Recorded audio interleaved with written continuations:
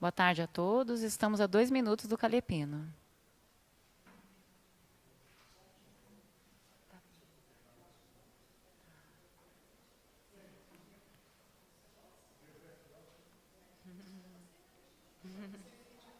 Ah, tá, obrigada. Tá bom.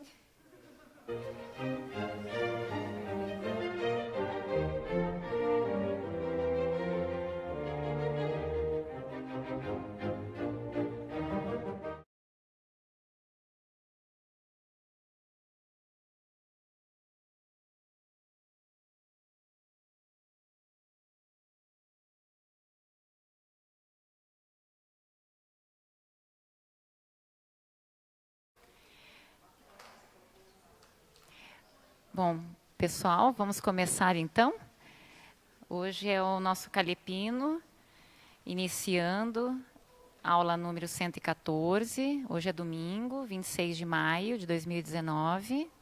Eu sou Thaís, para quem não me conhece, professora Thaís Helena Lima. Eu vou fazer uma breve explicação, né, sobre quem eu sou, a questão do meu voluntariado aqui na Conscienciologia e a respeito desse tema. E aí eu vou abrir para a gente debater, que a ideia é essa hoje. Tá? Agradeço a presença de quem está aqui e também de quem está online. Né? E então vamos dar início. Bom, meu nome é Thaís, como eu falei para vocês.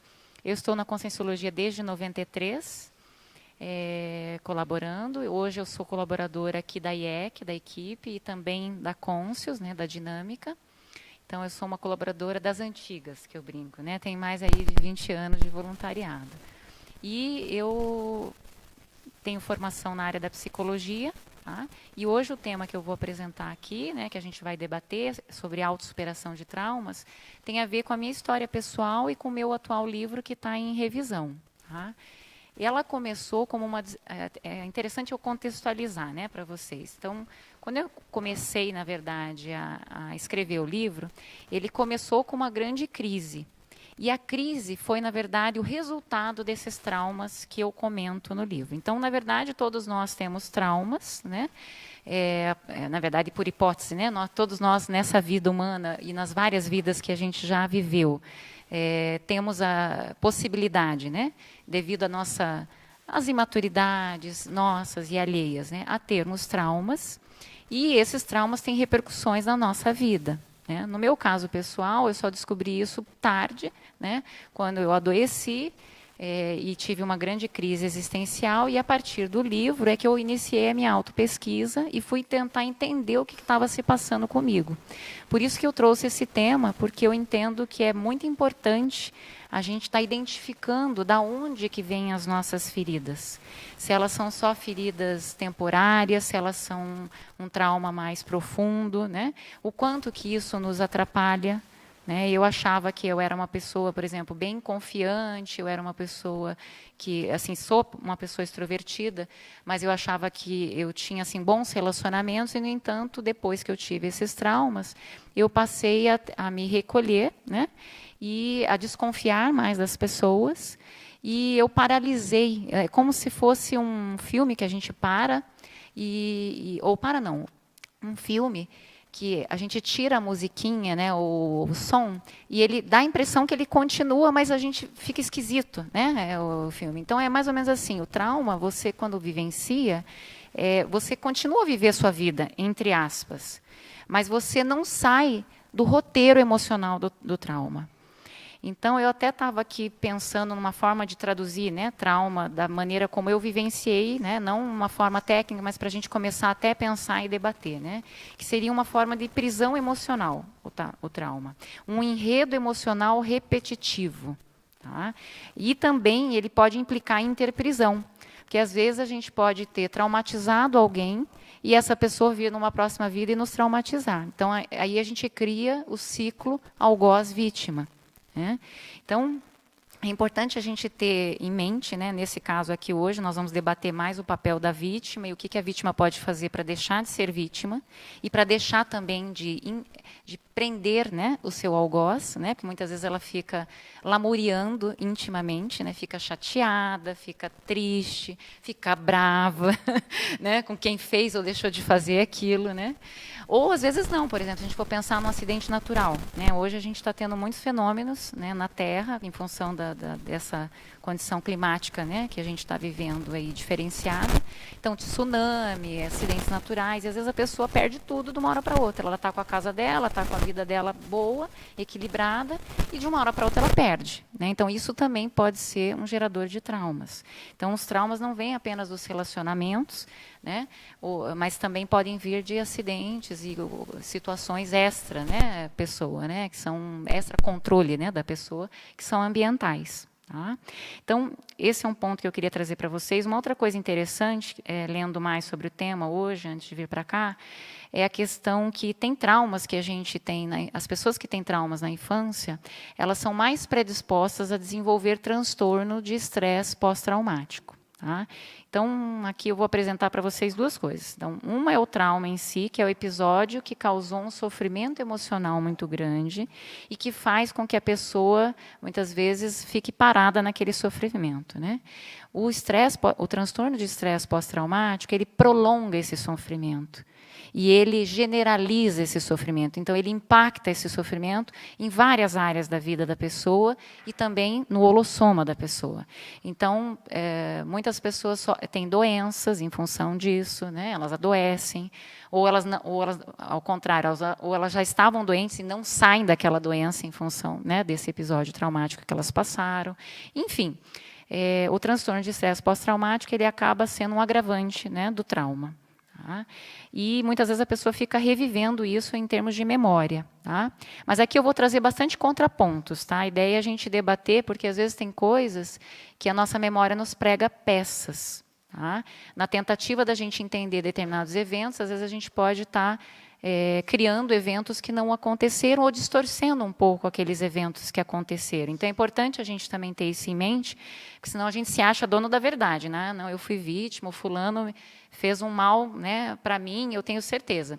Tem uma situação aqui interessante para a gente começar a debater, que é um estudo que foi feito, né, com relação a essas memórias, pseudomemórias ou memórias falsas, que eles reuniram várias pessoas, né, jovens, numa sala, e eles, durante 3 dias, implantaram memórias, vamos dizer assim, né, conversaram com esses jovens, trazendo situações, sem eles saberem que esse era o objetivo do estudo, né, para eles verem, enfim, estimular esses jovens com informações traumáticas, e eles saíram dos 3 dias, 70% desses jovens saíram, acreditando que tinham vivenciado determinadas coisas que eles não vivenciaram. Então, isso é um exemplo de quanto a gente pode ser manipulado em termos de memória. Tá? Mas não quer dizer, tá? Aqui eu não estou desqualificando quem teve o evento traumático. Aqui eu estou trazendo um dado para a gente desconfiar um pouquinho da gente mesmo. E tem um outro dado também, que é assim, quando tem julgamentos, né, que precisa do reconhecimento da pessoa que lesou, né, alguém ou que cometeu determinado crime, há muitas vezes equívocos nesse reconhecimento. Né? Às vezes as testemunhas dizem que o fulano é o responsável e existem estatísticas mostrando que tem um percentual de erro. Às vezes esse percentual é grande. Tá? Tem uma ONG nos Estados Unidos que diz que 70% das condenações equivocadas são devido a um reconhecimento equivocado. Então, só 30% é verdadeiro, ou seja, mesmo a pessoa que passou pelo delito, ou, sei lá, foi roubada, foi, né, abusada, enfim, passou pelo problema, ela pode ter, né, uma distorção, ter um erro em termos desse reconhecimento do suspeito. Então, se ela tem isso, ela também pode ter equívocos quanto à memória dela. E vamos estender isso para retromemórias. Né? Então, a gente, como consciência multidimensional, quantas memórias que a gente não carrega no nosso, né, mnemossoma, no nosso holossoma. Né? Então, é uma coisa para a gente pensar. Mas, de qualquer modo, eu queria saber de vocês. O que é trauma para vocês?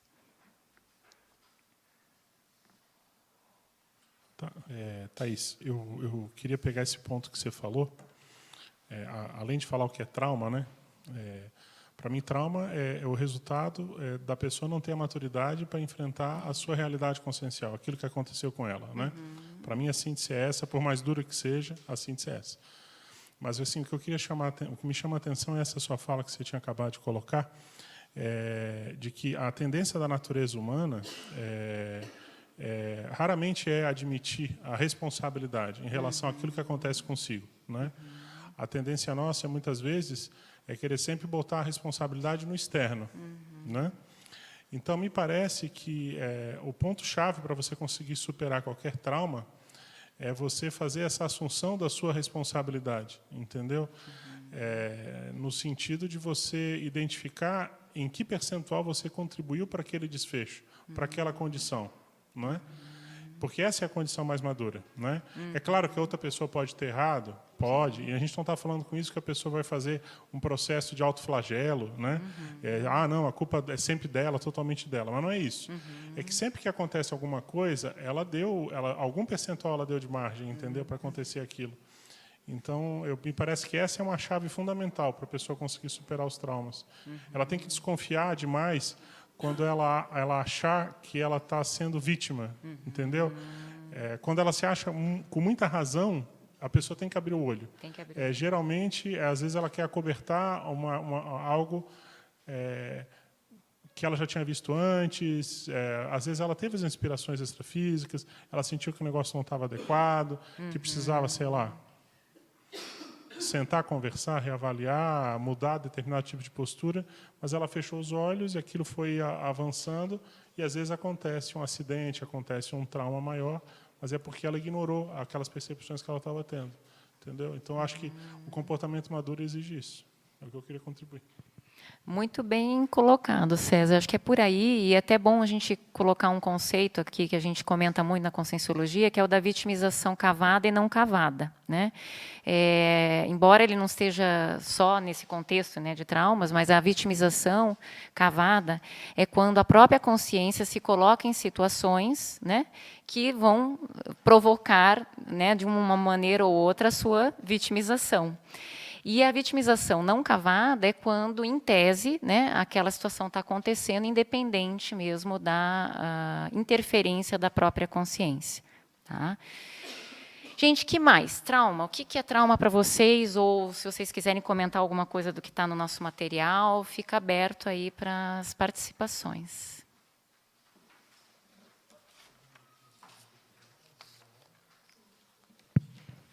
Uma coisa que me chama a atenção no trauma é a questão do trafal, né? O traço faltante. Porque, às vezes, a gente não tem a maturidade. E pode ser que a gente não tenha por diversas razões, inclusive porque, de fato, não alcançou aquele nível de lucidez, né? De recuperação de cons naquela vida. E aí existe essa diferença entre a maturidade que eu preciso para lidar com o fato e a maturidade que, de fato, eu tenho, né? Então, às vezes, ainda não recuperou aqueles cons. Por exemplo, a fase da infância, né, que é uma fase que a gente ainda não tem a gente não tem uma condição de lucidez ainda razoável, a maioria das consciências, né? E uma coisa que me chama a atenção daí é que, na verdade, a gente acaba se tornando vítima, antes de tudo, de nós mesmos, que é da nossa própria imaturidade. Então, é super complexo isso, porque é vítima do outro, mas, em tese, é vítima de você, antes de tudo, né? Tem uma frase aqui, até para aproveitar essa sua fala, que é aqui ao final. Vamos ver se eu consigo recuperar aqui, que a própria pessoa... Aqui. Na segunda página, tá, gente? Vamos ver se eu... Terceiro, acho que é o quarto parágrafo. A dura realidade é que, muitas vezes, a consciência se permite o assédio. Se ela não quisesse, não deixaria. Embora a gente não esteja falando de assédio propriamente dito, né, mas, indiretamente, quando a pessoa fica presa, né, num enredo emocional, é um assédio, é um autoassédio. Né? Então, em tese, a pessoa está se prendendo ali. Né? Se ela quer virar a página, ela começa a virar a página. né? E é importante mesmo entender isso, que às vezes a gente não tem mesmo essa maturidade. Então, não tem que entrar na autoculpa, né? Porque aí é outro autoassédio, ela pula de um, vai para outro, né? Então, o ideal é assim, não, constatar a situação com o maior realismo possível, desdramatizando, né? E procurando ver o que ela pode fazer dentro dos recursos, da condição, do momento. Se precisar pedir ajuda, vai pedir ajuda, né? Mas importa ela querer fazer esse movimento perante aquela situação que ela vivenciou, né? E não ficar parada, estagnada, né? Naquele enredo.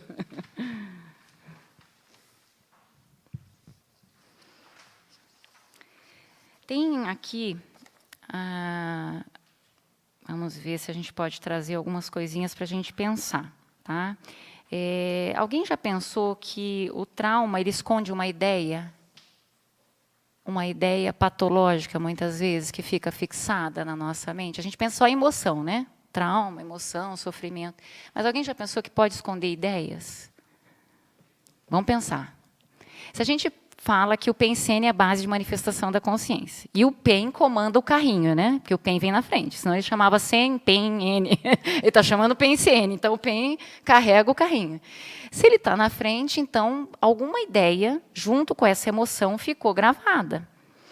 Tem estudos da neuropsicologia, né, que eles mostram que, por exemplo, até nesse sábado, né, Antônio, lá no seu debate decido-filia, achei interessante que eles falaram de um estudo que mostra que o cérebro decide um pouquinho antes que a consciência acha que decidiu, né?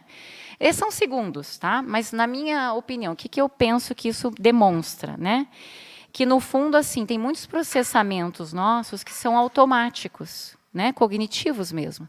E aí a gente não se dá consciência porque a gente não está a todo momento prestando atenção no que se passa no nosso micro-universo. Mas está rodando, né, igual a música de fundo do ambiente. A gente chega no ambiente, no começo a gente nota a música. Depois que a gente permanece no ambiente, qual que é a tendência? O próprio cérebro, né, ele desliga, né, para alguns estímulos. Então, a gente já incorpora a música, a gente não percebe mais ela, né, no fundo. É a mesma coisa o PEN-CN automático, né?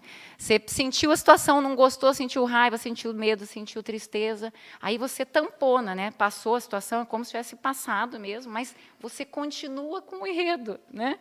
Então, qual é a ideia que fica?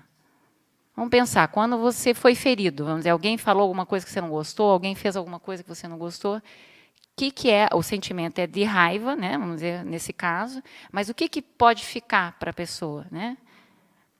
Pode ficar uma mágoa, né? Poxa, por que você fez isso comigo? Há uma ideia por trás. Quem é você para fazer isso comigo? Uma outra ideia por trás. Né? Por que machucou tanto?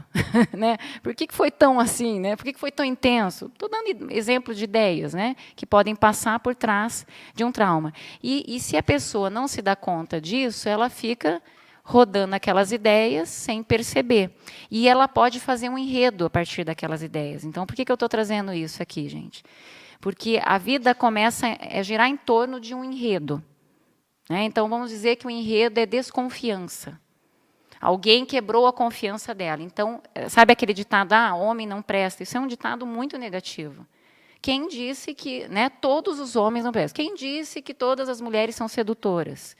Tudo que é tudo, todo, sempre, nunca, é muito pesado, é muito radical, vocês concordam?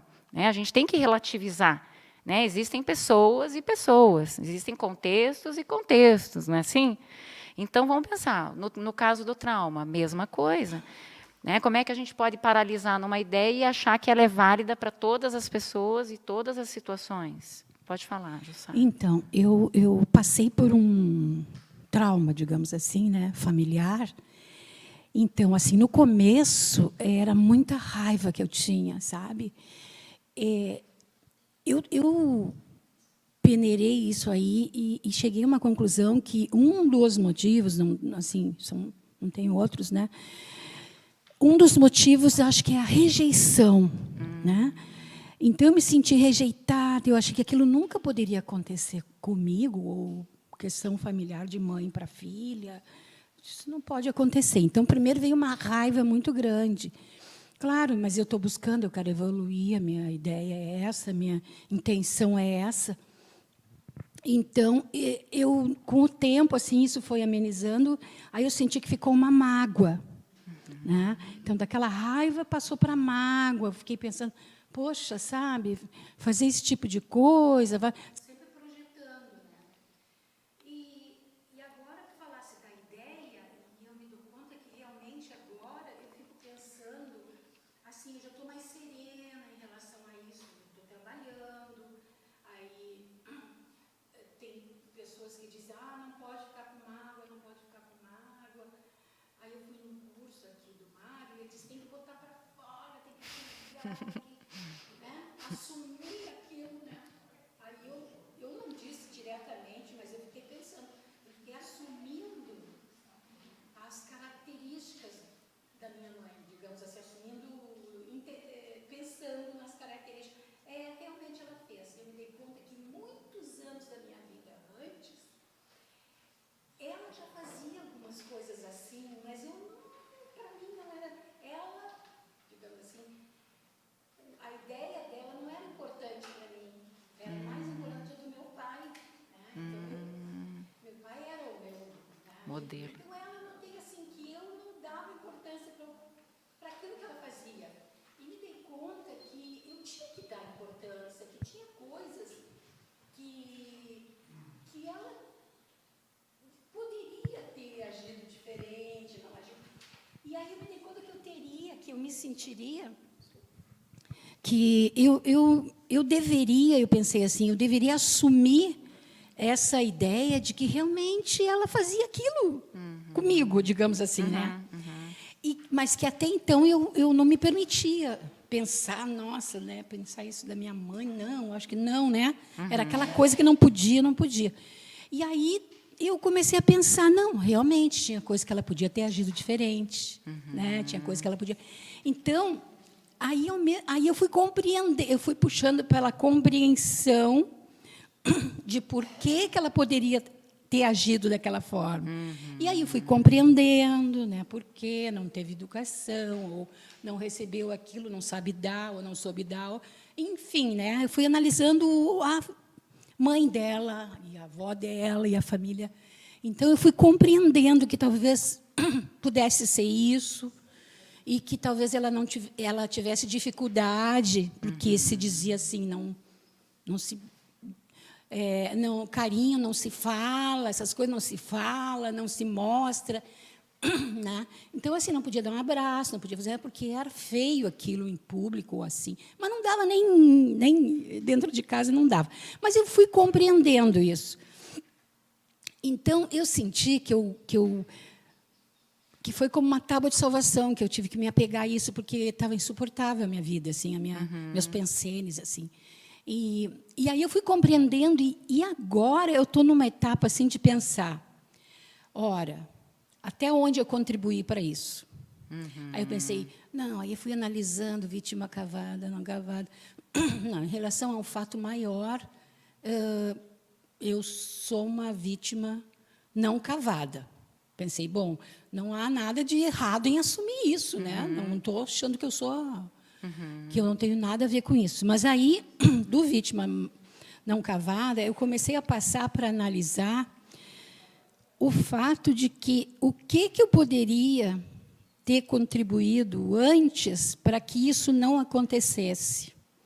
Então, eu vi que eu tinha meu 100% de responsabilidade, que eu também poderia ter feito muitas coisas, ou algumas coisas, para melhorar a relação, para ter mais essa inter-relação assim, recuperada. Né?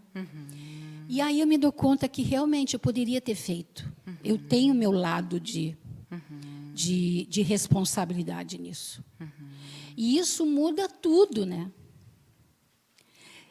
Parece assim, como se tivesse aquela mágoa, aquilo foi, sabe, foi dissipando. E aí, assim, bom, poderia ter feito. E agora? Não vou ficar... não.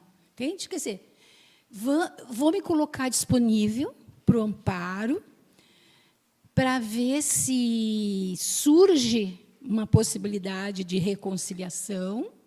Né? eu já pensei assim, mas reconciliar, chegar, mãe, isso nunca foi assim, né? Nunca foi de ficar, de fazer carinho, de fazer... É como se dá a impressão de não ter aquele sentimento de afeto e de amor. Mas eu pensei, calma, né? O tempo vai, eu vou trabalhando isso e se eu tiver disposta, o meu amparador vai me ajudar a eu encontrar um momento para isso. Então, essa situação. Mas não é assim, hoje eu estou magoada, amanhã não estou mais. É tudo um trabalho que a gente faz, muita reflexão, né? muita análise e reconhecer as fases. Isso que eu estou me dando conta.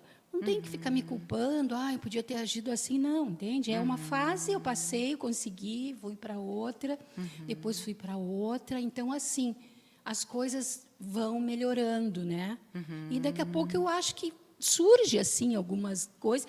E assim, o que eu estou analisando agora, o que eu aprendi com isso? Nossa, eu aprendi muita coisa e fico pensando, mas se não tivesse acontecido, eu não tinha aprendido isso. Mas se não tivesse acontecido isso, eu não estava assim, eu não estava melhor. Eu não tinha... Então, isso é muito importante, é saber o que sobra daquilo ali. Né? Analisar todas as etapas, né? Acho que é isso. Você sabe que, você contando a tua história, eu pensei num jeito de a gente traduzir uma terapêutica do trauma, né? Que é o contar a história novamente, é o recontar a história. Quando a gente compreende as peças que estão envolvidas, né, no processo que a gente vivenciou, e a gente consegue colocar o mental soma, né, nessa compreensão, um pouquinho mais isento, né, um pouquinho mais fora, né, do circuito emocional, né, aí a gente consegue contar a história de forma diferente. Então, peraí, o que eu tive? Uma infância pobre afetivamente. Eu não tive uma mãe má. Eu não tive alguém que fez alguma coisa de propósito, né? Eu tive uma infância assim, mas pelas limitações dessa consciência, que todos nós temos, né? Você como mãe, o outro como filho, a gente tem limitação de todos os jeitos, né? Então, você vê como é que muda a história, né? Quando você conta, não, fulano me agrediu, peraí, ele retrucou uma agressão minha. Ó, a história, como é contada, você está entendendo? Estou dando assim, exemplos de como a gente pode contar as histórias da nossa vida, né, ou das nossas vidas, de forma diferente e relativizando um pouco, né? Essa coisa da culpabilização que a gente tende a fazer do outro, né, e de se colocar nesse papel, né?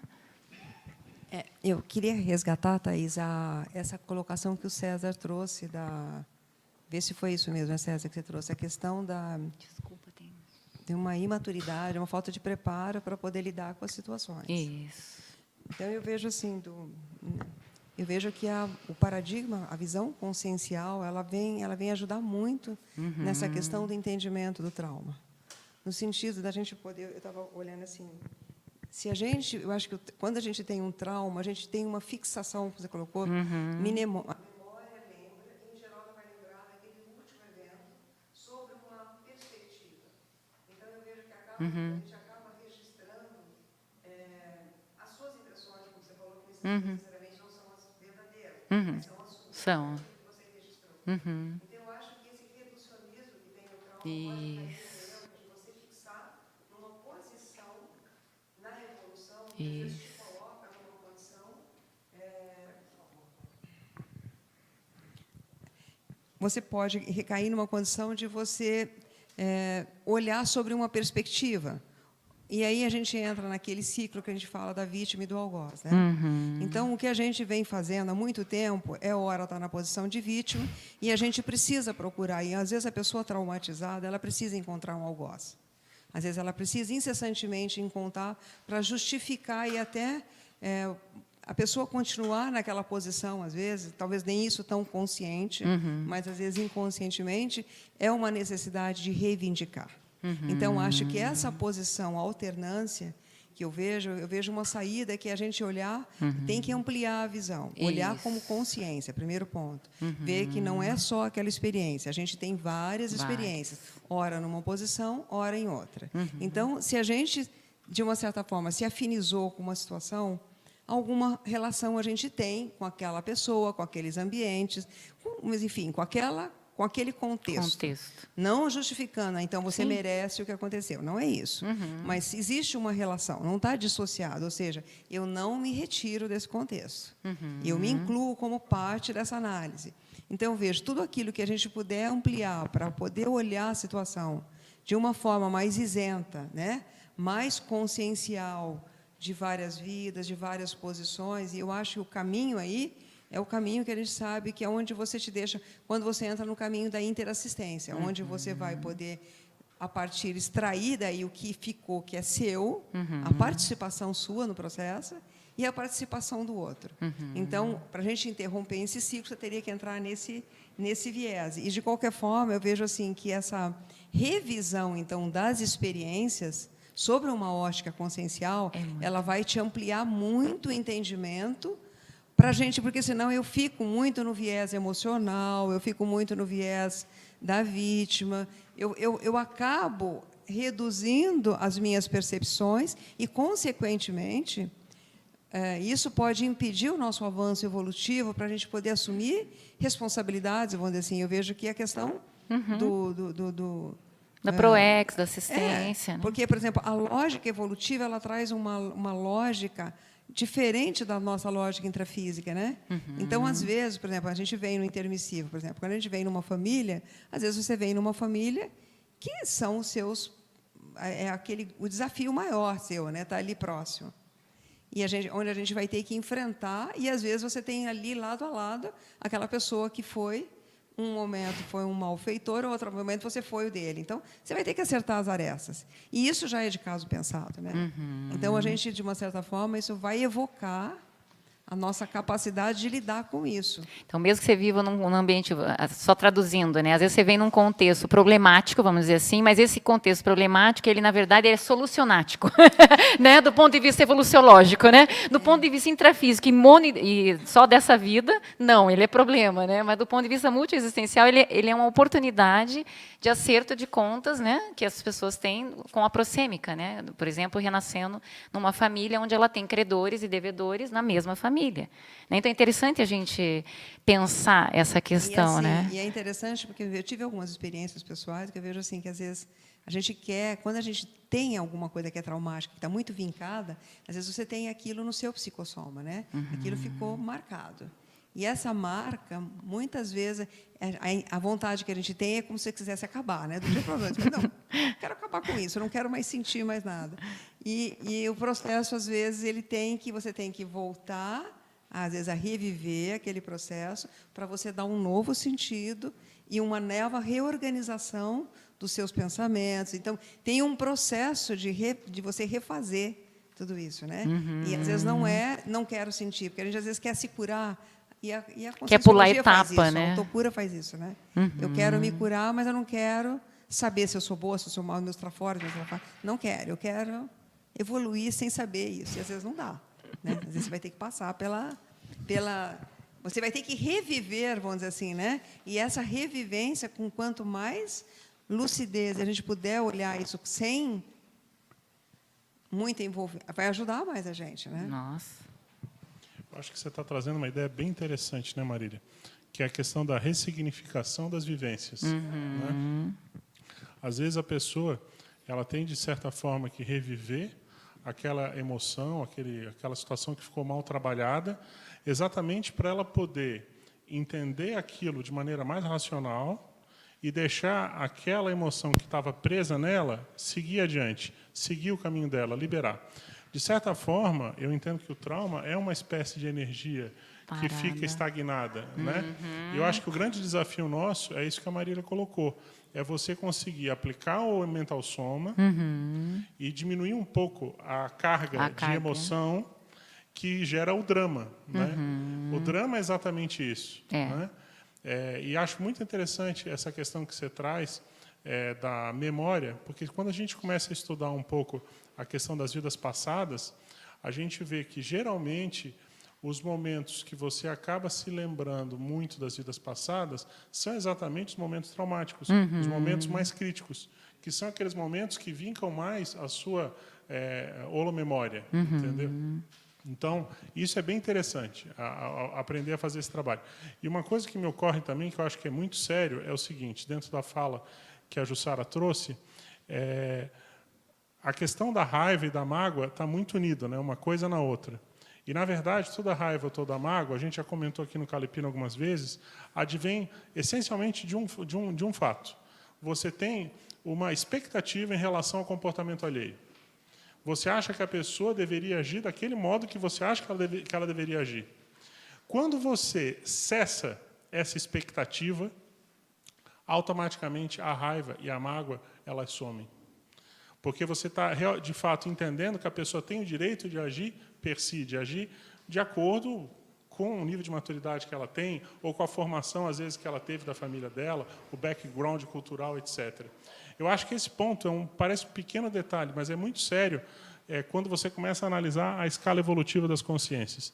Quanto mais a gente evolui na escala evolutiva das consciências, a tendência é você entrar mais em maxidissidência. É natural. Você vai ficar com mais taquipsiquismo, você vai ficar uma evolução diferenciada. E você vai ter que ter o quê? Muito em relação a todo mundo que está perto de você.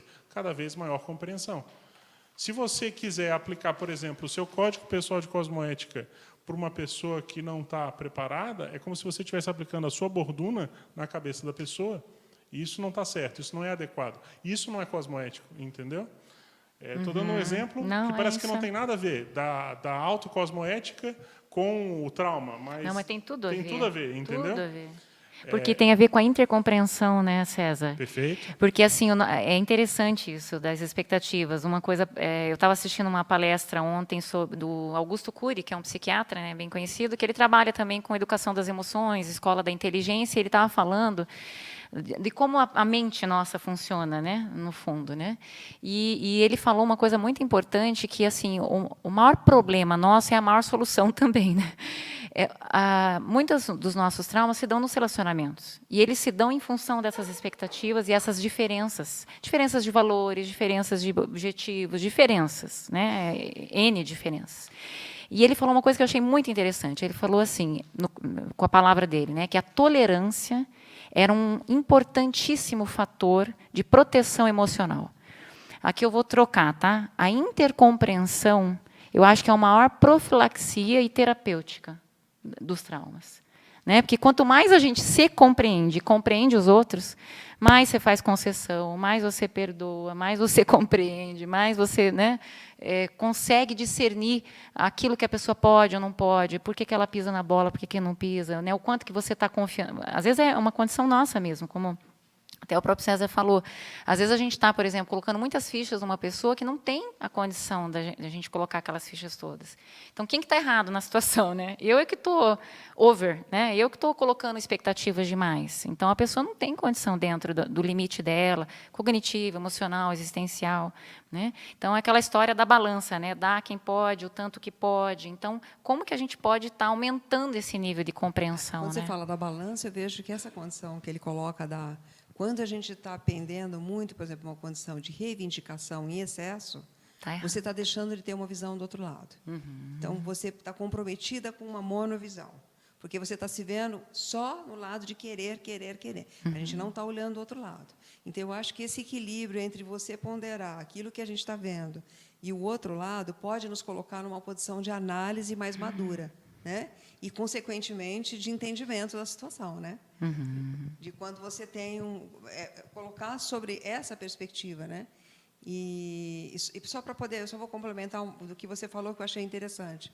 Como que a gente pode, como é que eu vejo que a gente poderia aumentar a nossa atuação sobre o trauma? Eu acho que aumentando os nossos recursos intraconscienciais, que são o entendimento, entendimento de você mesmo, né? Aquilo que você tem, os seus recursos, atributos, qualidades, né? Trafares, tudo isso ajuda a gente também a melhorar o entendimento da situação. Porque aí a gente tem mais aparato para poder analisar. A gente vê isso lá na conscienciometria, a gente vê muito isso. Quando você melhora essa condição dos recursos intraconscienciais, as análises vão ficando mais realistas e mais ajustadas. E menos emocionais e mais evolutivas, no ponto de vista de fazer os acertos que precisam ser feitos, né? Então, acho que isso também é uma forma de elevar o processo, né? Agora, Thaís, assim, eu tenho uma pergunta para você. Eu estou vendo que a gente está muito em cima, analisando a origem do trauma, por que ele acontece, por que ele ocorre.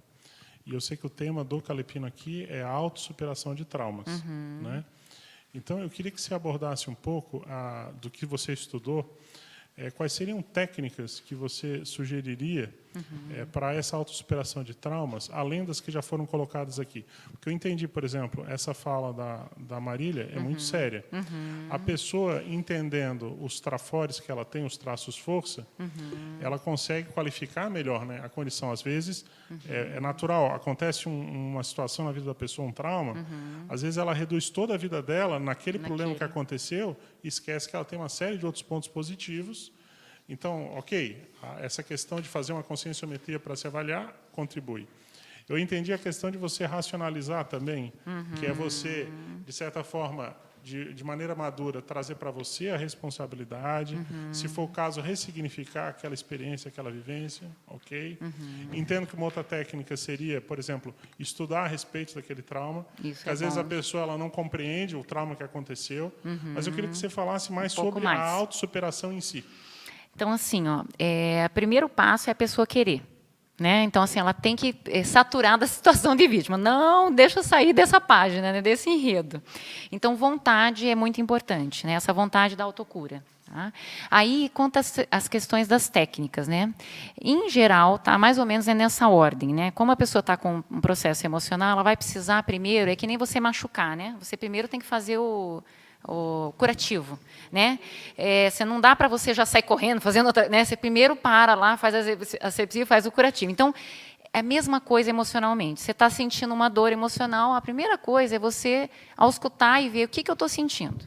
É tristeza, é raiva, né? O que é? Identificar o negócio e como que você pode fazer isso, tá? Você pode fazer isso, aqui no nosso caso, dentro de um laboratório, numa sessão de terapia, você pode fazer um diário. Você pode fazer isso contando para um amigo, né? Mas importa você extravasar. Tem uma pesquisadora, César, agora eu vou fazendo sempre link com pesquisas, tá? Ela foi bem interessante, o nome dela é Kelly Turner, né? E ela estudou, deixa eu até colocar aqui, ó, 1.500 pessoas em diferentes países, tá? Em relação a... São pessoas que conseguiram fazer remissão, conseguiram se curar de várias coisas, né, doenças físicas ou emocionais. E ela queria saber o que essas pessoas fizeram para se curar, né? E aí ela elencou 75 fatores, mas desses 75, 9 eram universais, ou seja, estavam presentes nas 1.500 pessoas. E desses 9, eu selecionei 4, porque tem alguns deles são físicos, né, como envolvia doença física. No nosso caso, como a gente está falando no sofrimento emocional, eu vou selecionar esses. Ela fala aqui, liberar emoções reprimidas. Então, a gente fala assim, isso aqui é normal, mas é uma das coisas que a gente, em alguns casos, não faz, né, e acaba ficando com o negócio paralisado. A outra coisa é aumentar as emoções positivas. Tá? Então, existe as emoções positivas. Positivas. Por um lado, você vai liberar as negativas, tá? Por outro, tá? Aí não estou falando na ordem, isso aqui é o que ela pesquisou lá, mas se a gente for pensar, então vamos falar de um processo mais, vamos dizer, didático, né? Então, primeiro você libera o que está ruim, você vai fazer vai fazer o tratamento, você pode fazer isso, essa liberação pelos meios que eu falei ou por outros que você achar melhor.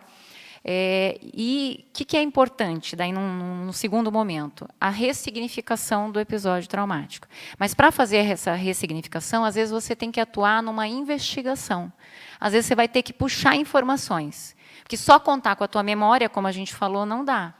Então, às vezes, por exemplo, se é um trauma que envolveu uma situação que você tem como levantar essas informações, familiar, por exemplo, você pode ir até a sua família e levantar essas informações, ou você pode pesquisar sobre o tema, tá? Ou você pode fazer autopesquisa, né? Você tentar buscar, mas espera aí, por que isso me doeu tanto se não foi tão dramático assim? Será que isso é só dessa vida? Porque, às vezes, um trauma dessa vida, ele acorda retrotraumas parecidos. Porque é aquela história, enquanto a gente não aprende, a gente repete a lição. Né? A mesma coisa que disciplina. Né? Enquanto não aprende, sei lá, a tabuada, vai errar na tabuada. Então, até que aprende, né, a gente não muda de etapa. Então, é importante fazer isso, recuperar essas informações, né, fazer como se fosse uma espécie de quebra-cabeça, né, dar sentido naquelas informações, e, principalmente, um novo sentido, um sentido do ponto de vista mais amplo, né, com essa visão multidimensional, com essa visão pluriexistencial, com essa visão holossomática. Tá? Então, tem certos traumas que pegam até em partes do corpo que tem a ver com vulnerabilidades nossas antigas e que a gente não dava valor. Né? Então, tudo isso é parte da autopesquisa. Tá? E aí, uma vez feita essa ressignificação, aí sim vem a etapa de preencher esse cérebro com coisas boas. Você ficou tanto tempo parado, né, é igual você botar aquela música deprê, que a gente brinca. Né? Agora está na hora de botar a música alegre, né?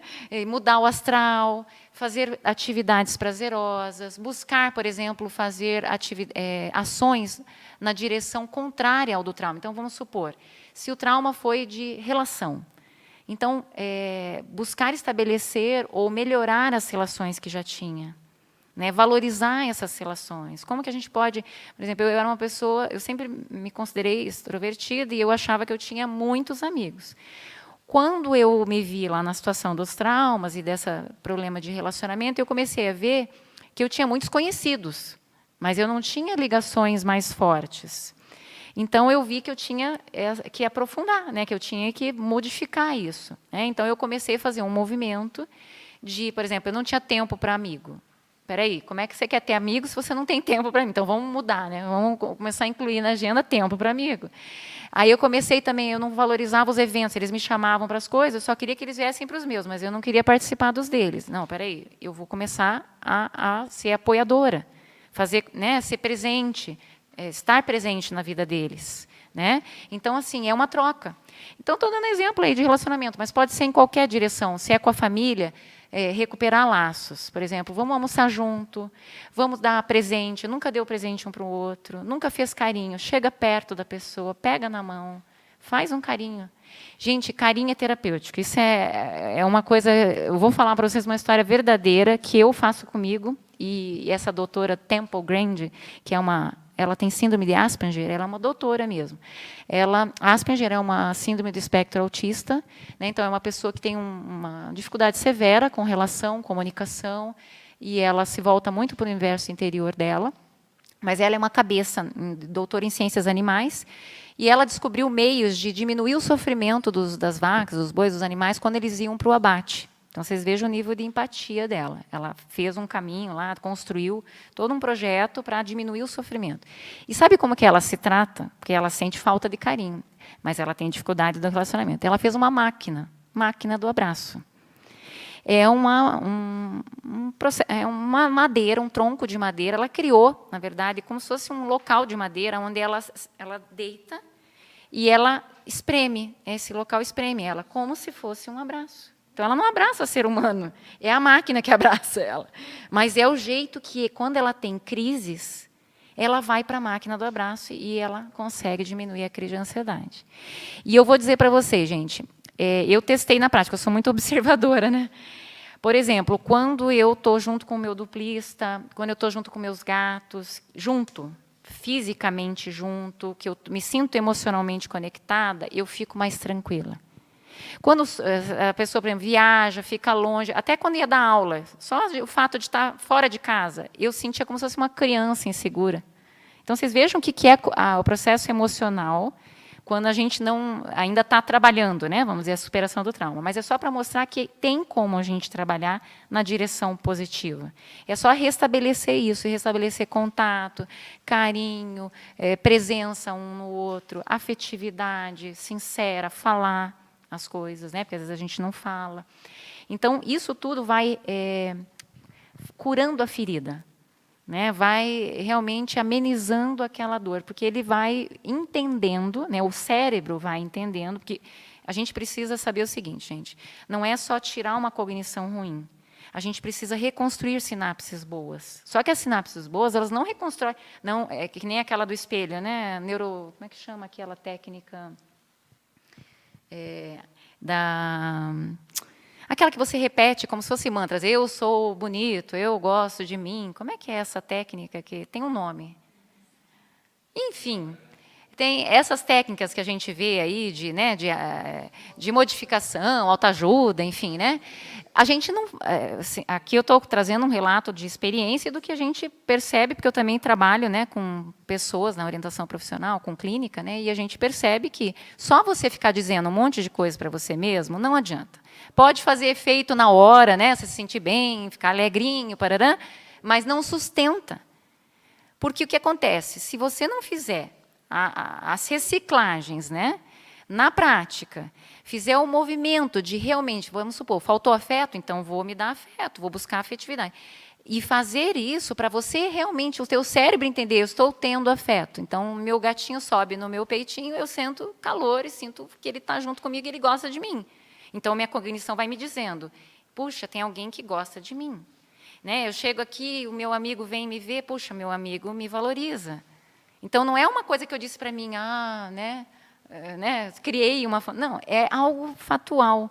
Então, é bem legal a gente entender que o processo de superação de traumas passa por ações terapêuticas. E não é de um terapeuta, é de você com você mesmo. O que é terapêutico para você?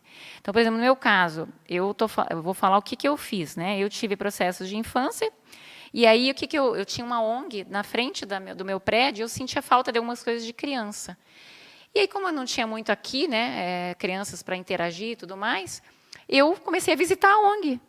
E eu ia lá, eu brincava, eu entrava no universo da criança. Eu fiquei alguns meses fazendo isso. No meu prédio também eu fiz com as crianças. Chegou uma hora que tapou a ferida, né? Eu estou bem, eu já, como é que fala, supri o que eu precisava da parte da infância, né?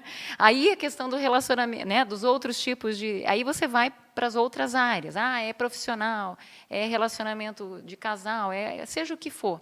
Você faz a mesma coisa, você vai em direção àquilo que é bom para você, até o ponto, é claro, que seja saudável. Né? Aqui a gente está falando de uma relação positiva, de interdependência, não é você ficar a vida inteira, né, correndo atrás de alguma coisa que faltou, porque daí está faltando cognição. Né? Se a pessoa fica muito tempo, né, ainda nesse processo, é porque também está faltando entender que a gente está, todo momento, tendo problemas, dificuldades, mas que é assim, a vida é assim, e que o que importa mesmo é a gente, aos poucos, como ela falou mesmo, criando recursos íntimos, né, que nos deem força para cada vez mais não nos ver nessa posição de afetados. Né? Porque, às vezes, as coisas acontecem independente da gente. E isso é uma coisa interessante para a gente pensar, tá, gente? Eu, estudando esse assunto aqui, uma coisa que ficou clara para mim, como eu falei para vocês, quando eu comecei a escrever meu livro, eu não sabia que ia ser sobre traumas. Então, eu escrevi, ele ficou 10 anos revisando, e hoje eu descobri que é sobre trauma, para vocês verem o nível de repressão que tinha. E aí, o que acontece? Uma coisa importante é que, quando a gente percebe que a gente tampona, né, muito essas coisas, para a gente não deixar virar essa coisa tão grande, a melhor coisa é, logo no início, destamponar. Né? Destamponar, aceitar, trabalhar, porque aí mais rápido a gente consegue superar o processo. Né? E cria mais resiliência. Mas outra coisa que eu descobri, que eu queria falar, desculpa, o pensamento foi para um lado, agora vamos retomar. O que eu queria, na verdade, apontar nesse caso é assim, a questão do nível e intensidade que a pessoa fica presa no trauma tem muito a ver com a personalidade da pessoa. Então, são 3 tipos que eu elenquei aqui, que tem a ver mais com uma predisposição maior, né, e vulnerabilidade maior a traumas. Tá? Pessoas egóicas. Então, pessoas muito egocentradas, elas aumentam demais o problema, porque elas são egocentradas. Então, tudo que bate no ego delas é grande demais, porque o ego é grande demais. Né? Então, pequenas coisas fazem grandes estragos. Outro tipo de pessoas são as pessoas altamente sensíveis, tá? Que, trocando em miúdos, na minha opinião, na linguagem conscienciológica, são pessoas parapsíquicas. Né? Pessoas parapsíquicas e mais empáticas, elas tendem a perceber mais, né, as dores do mundo. Né? Porque elas captam, né, multidimensionalmente e interconsciencialmente. E um terceiro grupo é o grupo das pessoas boas e ingênuas. Né? Infelizmente, é um grupo de risco. Né? Por quê? Porque a pessoa é boa, ela é ingênua, e aí ela está mais predisposta realmente aos abusos. Né? A gente tem hoje muitos abusos. Né? Pessoas que não sabem limites, abusos desde abuso, vamos colocar, dentro da própria condição mesmo familiar, trabalho, passar dos limites, né, explorar demais, abusar da boa vontade dos outros, né, num ponto que, às vezes, cria mesmo trauma na pessoa, de tanto que isso é recorrente. Tá? Então, eu só quis trazer esses 3 tipos aqui, não quer dizer que sejam só esses, tá? Mas são tipos bastante presentes, e que, para a gente pensar se a gente se encontra numa dessas categorias, né, para a gente poder estar reciclando, né, essa forma de trabalhar com trauma. Eu achei bem interessante, sabe, Thaís, essa técnica que você trouxe de aproveitar melhor esses momentos positivos, né? Tem um livro que a Fernanda sempre indica aí para ler, que é o Positividade. Qual é a autora mesmo, Fê? Da Bárbara Fredrickson. Bárbara Fredrickson. Bárbara Fredrickson. E uma das coisas que me marcaram da leitura desse livro é de que o que ela coloca, que as pessoas muitas vezes querem, todo mundo busca a felicidade, né? E acha que a felicidade é um estado em que a pessoa vai se encontrar e vai conseguir manter aquilo ali ad infinitum. Mas essa não é a realidade, né? Então, qual é o grande segredo da felicidade? O grande segredo da felicidade é você aproveitar os pequenos momentos de satisfação, de alegria, de felicidade que você tem no dia a dia e tentar prolongar aquilo ali o máximo possível. Então, por exemplo, você fica uma semana inteira com o tempo nublado. Na hora que vem um dia de sol, você vai aproveitar aquele dia. Isso. Você vai tirar ali alguns minutos para ir no sol, para deixar o sol lhe acariciar, você se sentir bem, entendeu? Porque o que acontece muito? Às vezes a pessoa, ela fica... eu vejo muito, por exemplo, isso na Disney. Tá? Eu vou muito na Disney, gosto de ir na Disney, gosto de observar. Então, na Disney é assim. Às vezes a pessoa está num brinquedo, mas ela já está ansiosa porque ela quer ir para o outro brinquedo. E aí ela não sabe nem aproveitar direito aquele momento de felicidade que ela tem. E que, na verdade, é o seguinte, ela vai ficar, às vezes, 1 hora, 1 hora e meia, 2 horas na fila. Vai ser ali 1 minuto, 2 minutos do brinquedo em si. Mas aí ela está tão ansiosa que ela quer aproveitar outra realidade e ela não para saborear aquele momento que ela está tendo, né? Então, achei muito interessante. Bacana. Isso que você trouxe. Agora, uma técnica que eu acho que me ajuda muito, sabe? A sobrepairar é o investimento no mental soma. Isso eu queria deixar registrado no contexto aí da aula, porque o que acontece? Quando você começa, por exemplo, a ler, a refletir, a pensar, você começa a valorizar mais a sua condição. Você começa a ver que você tem um monte de coisa positiva, você começa a avaliar que tem muita assistência para fazer no planeta, entendeu? E que por mais que você esteja, às vezes, numa situação que não é ideal, às vezes um pouco difícil, mesmo assim, você pode ajudar muita gente e tem pessoas em condições bem piores. E eu acho que tudo isso vai te dando referenciais que vão minimizando aquele trauma que você tem. Porque a tendência nossa é supervalorizar, né, o trauma. Achar que aquela unha encravada nossa ou aquela topada de dedo, o cosmos tem que parar, né, porque a gente deu a topada. E, na verdade, o mundo não para. O mundo prossegue, entendeu? Então, eu acho que isso é bem importante. Essa questão de reflexão, da ponderação, da leitura, isso amplia, né? Leva para um outro patamar. Eu acho que é bem importante isso aí. Não, isso que você falou é muito sério. Eu tinha esquecido de comentar, mas eu tinha a tal da verbetoterapia. Toda vez que eu tinha o processo, que eu voltava, né? Eu brinco no módulo traumático, né? Então, a mente, ela tem vários módulos, né? Tem o módulo normal e tem o módulo traumático. Então, quando a pessoa descobre que ela está voltando, está recaindo, eu fazia isso como técnica. Eu ia ler, como é que fala, qualquer coisa que fosse avançada. Tinha que sair daquele padrão. Então, eu ia pegar uns sapserbanisatos, o DAC, calepino, enfim, qualquer coisa que me fizesse elevar. Gente, isso é impressionante. Não dá 1 minuto, você entra noutra faixa. Mas você sabe por que um pouco também? Agora, entrando bem com a conscienciologia, Muitas vezes, quando você fica no processo de trauma, em valorizando demais, você fica com autoassédio e isso dá margem a você ficar assediado. Vem o heterassédio. Então, às vezes, você está ali naquela condição, depressivo, na fossa, mas é porque você tem uma ampliação também das consciências, consciências extrafísicas que estão em cima de você, chupando de canudinho as suas energias. É isso aí. Então, na hora que você muda o foco, que você põe a sua cabeça numa outra situação, eu sempre falo isso. Uma das melhores técnicas de desassédio, para mim, é a leitura de tema avançado. São poucos os assediadores que vão ter saco de ficar perto de você, ali na sua pensenidade, 2, 3, 4 horas, lendo junto com você. Não vai ter paciência. Isso é verdade. Vai sair fora, e aí, ok, ao menos você fica fora daquela canga uns momentos, né, para depois voltar para a lida. Claro. Mas eu acho que tem muita gente participando, é isso que eu ia Thaís, falar. e nós temos que passar a palavra aí para a André entrar. Vamos ouvir os nossos participantes aí à distância. Sim, o pessoal online está participando bastante. Tem gente de Cornélio Procópio, Paraná, São Paulo, Divinópolis e da Suíça também. Sempre tem gente exterior aqui. Muito bom. Até o momento, 42 pessoas. O Willy Leiva, ele é um participante muito ativo aqui com a gente. Conheço. E ele está com muitas perguntas. Ô, Willy, a gente vai tentar intercalar um pouquinho as suas perguntas com de outros participantes, tá bom? Então, vamos começar com ele. Ele te dá parabéns, Thaís, por compartilhar sua autopesquisa. Faz tempo que não te vejo. A última vez foi na primeira apresentação da Verpom com os rígidos. A apresentação da Verpom, ele colocou. E contribuiu falando que existe o verbete retrotrauma. E ele colocou a definição de retrotrauma, e eu vou ler, porque a pergunta dele tem a ver com isso.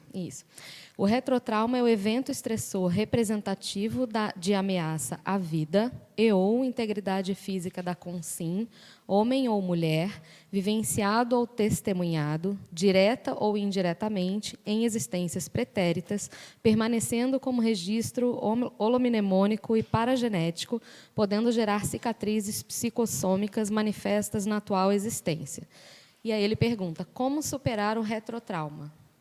Da mesma maneira que supera o trauma.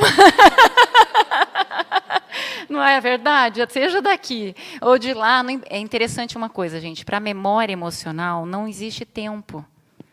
Eu posso estar rodando a minha máquina, cérebro, em 1800 e lá vai cacetar, né? Ou 1300, dependendo do episódio que eu vivi e se eu não reprocessei ele.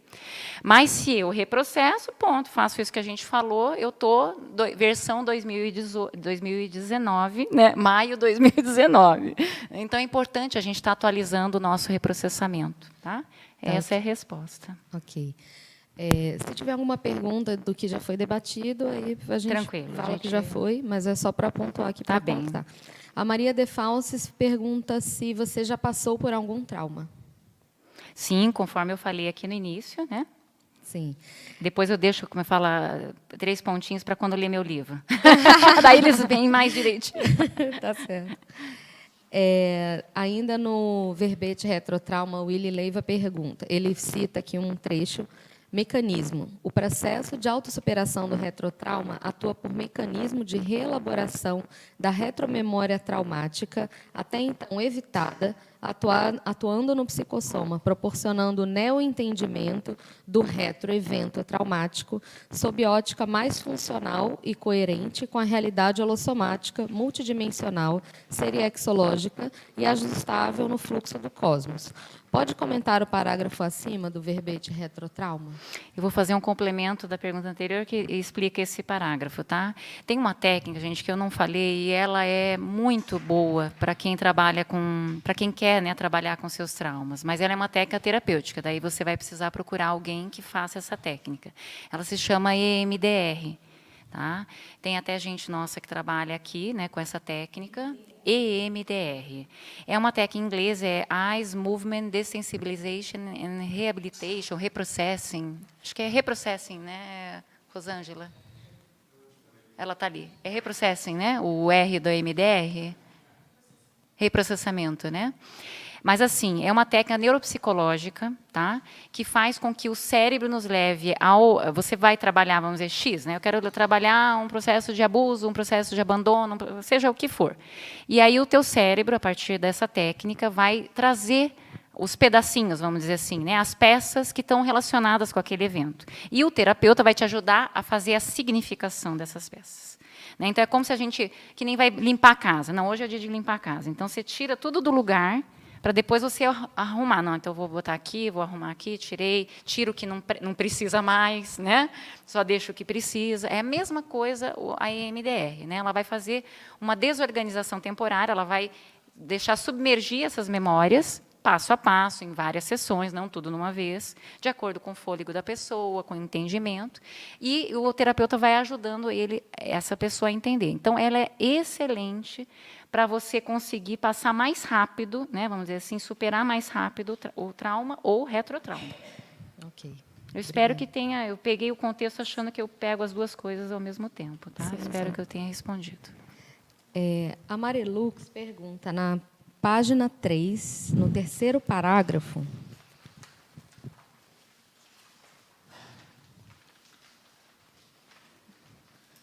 Agilidade emocional? quem quer avança. Ah, tá. Quem quer avança. A vontade é a maior força. Ela quer que comente? Isso, ela falou, embora esteja bem explícita e a pergunta retórica, pode falar sobre esse... Eu quero dar um exemplo que eu me lembrei aqui. Uma vez eu estava doente e eu voltei de carona com uma médica daqui. Eu quero contar para vocês que eu acho assim, o poder da mente é muito importante, né, para a gente valorizar. Poder da consciência, né? O poder da mente, eu digo o poder da consciência. E eu estava lá, chororô, porque eu não conseguia, eu estava muito tempo doente. Eu estava com uma tosse, um negócio, não saía. E aí a pessoa, do jeitinho do outro, conversou comigo. E lá no fim da conversa, ela me falou do processo psicossomático, com muito tato, né? E conversando com ela, eu saí do carro, eu não tinha me dado conta, mas quando eu saí do carro, eu não estava mais doente.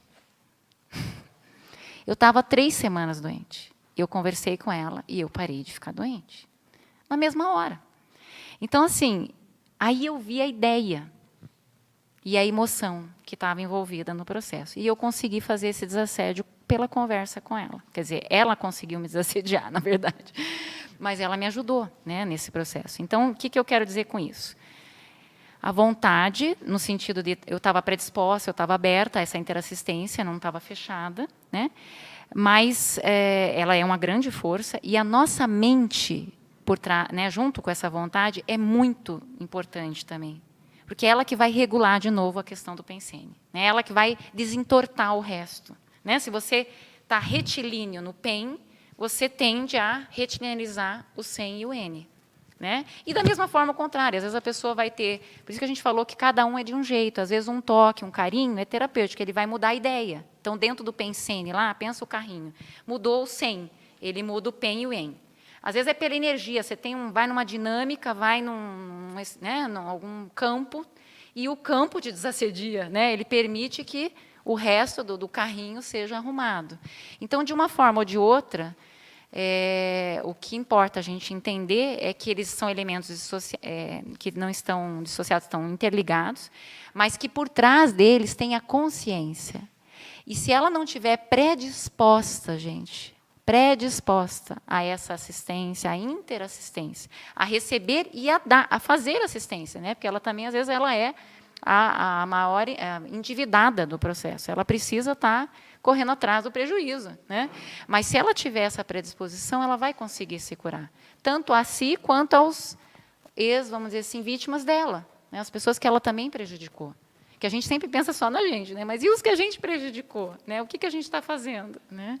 E você me fez lembrar que essa condição que você falou, que a gente fica, às vezes, fixado muito numa ideia, quando você muda essa ideia, ou muda o sentido disso, você também, vamos dizer assim, dentro do princípio dos afins se atraem, né? A gente não está sozinha no processo. Vamos lembrar da parte, né, dos nossos companheiros. Então, a gente tem um grupo de consciências, extrafísica e intrafísica, que tem afinidade com aquilo.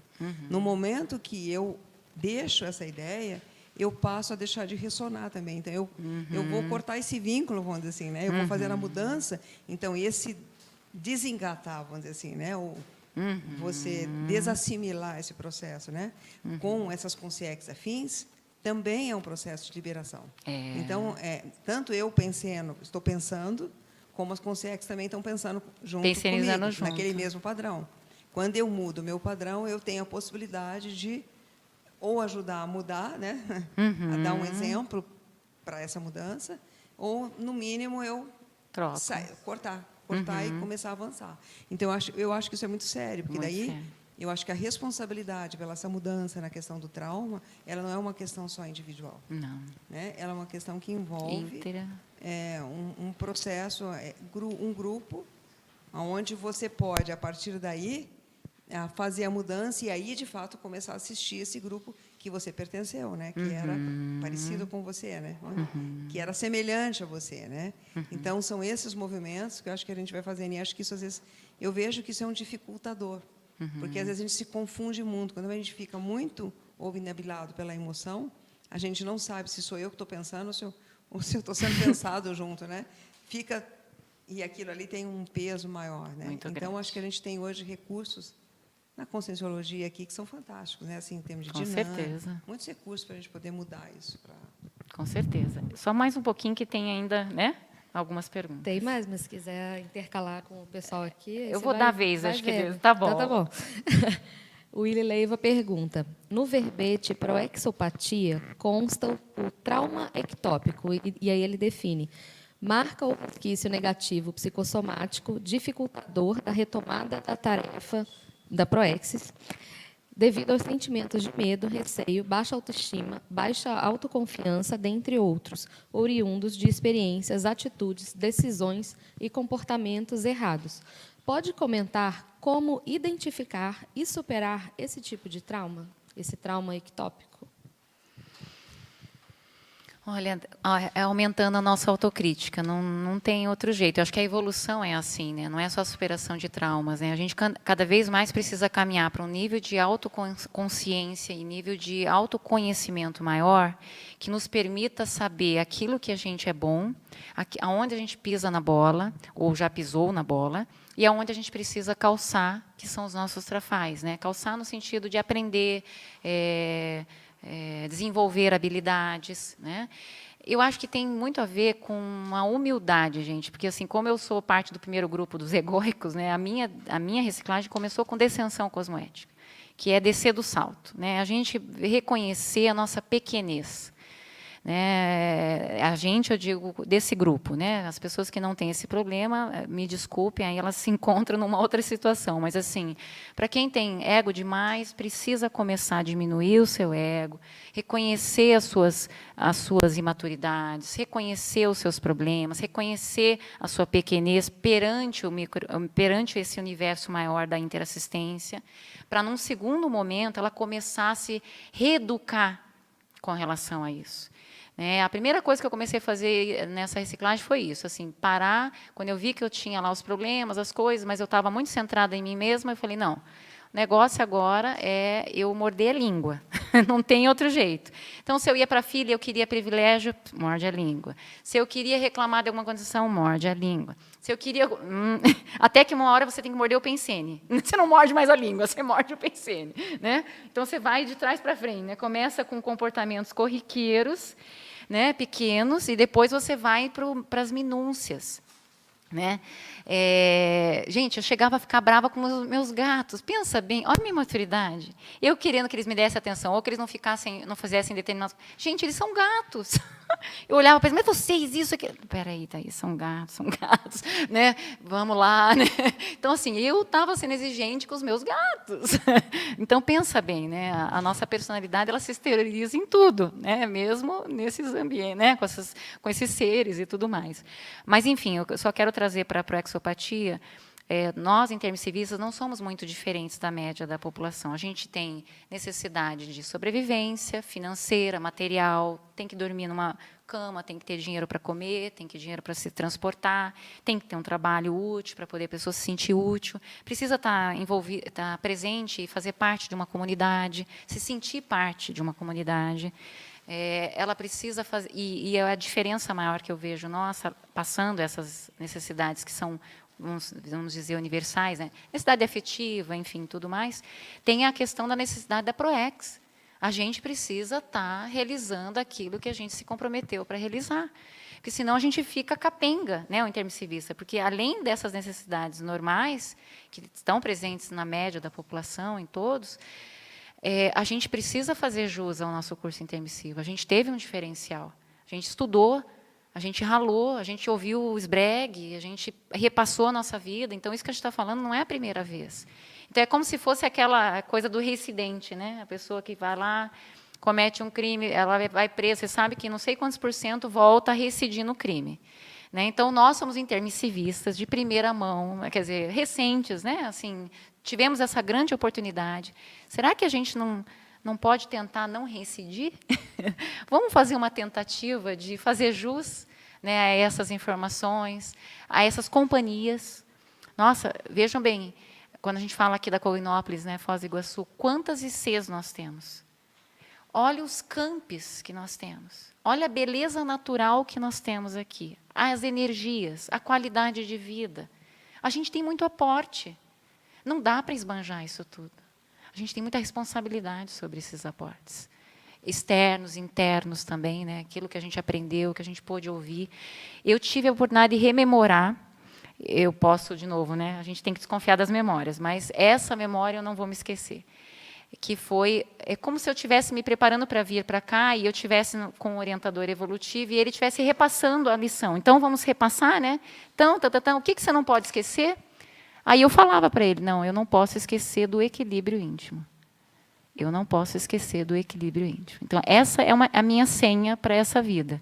Porque eu já fui muito 880, né? Workaholic, tudo, né? Lá em cima, lá embaixo. Lá.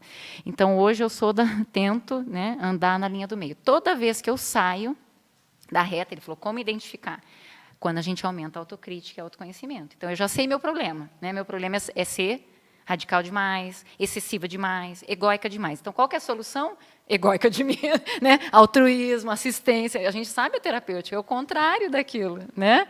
Tem um pouco mais de equilíbrio, tem mais racionalidade, porque a pessoa que é muito assim, ela é muito emocional. Então, de alguma forma, tem que calibrar esse processo. Então, hoje eu procuro muito pensar, refletir, né? Ponderar, não fazer as coisas assim na impulsividade. Eu me achava o bambambam, então hoje eu procuro ouvir mais as pessoas. Né? Às vezes, quando alguém me dá um esbrega, não, isso aí realmente está coerente, então está mais aberta. Né? Então, isso ajuda muito. Né? Isso eu acho que é o caminho. Né? Na medida que você quiser, você vai colocando. Tinha alguém que você queria colocar, né? Posso falar? Sim, por favor. Você é interessante, meus parabéns, teu assunto aqui, ele Obrigada. tem várias coisas que eu estudo também, que é essa questão da autocura, né? Eu fui no curso de campo e o Epicom falou, né, que só existe autocura. E eu realmente comecei a trabalhar essa questão aí, né, porque eu já vinha antes de chegar na Conscienciologia, eu estudava essa questão do perdão, né?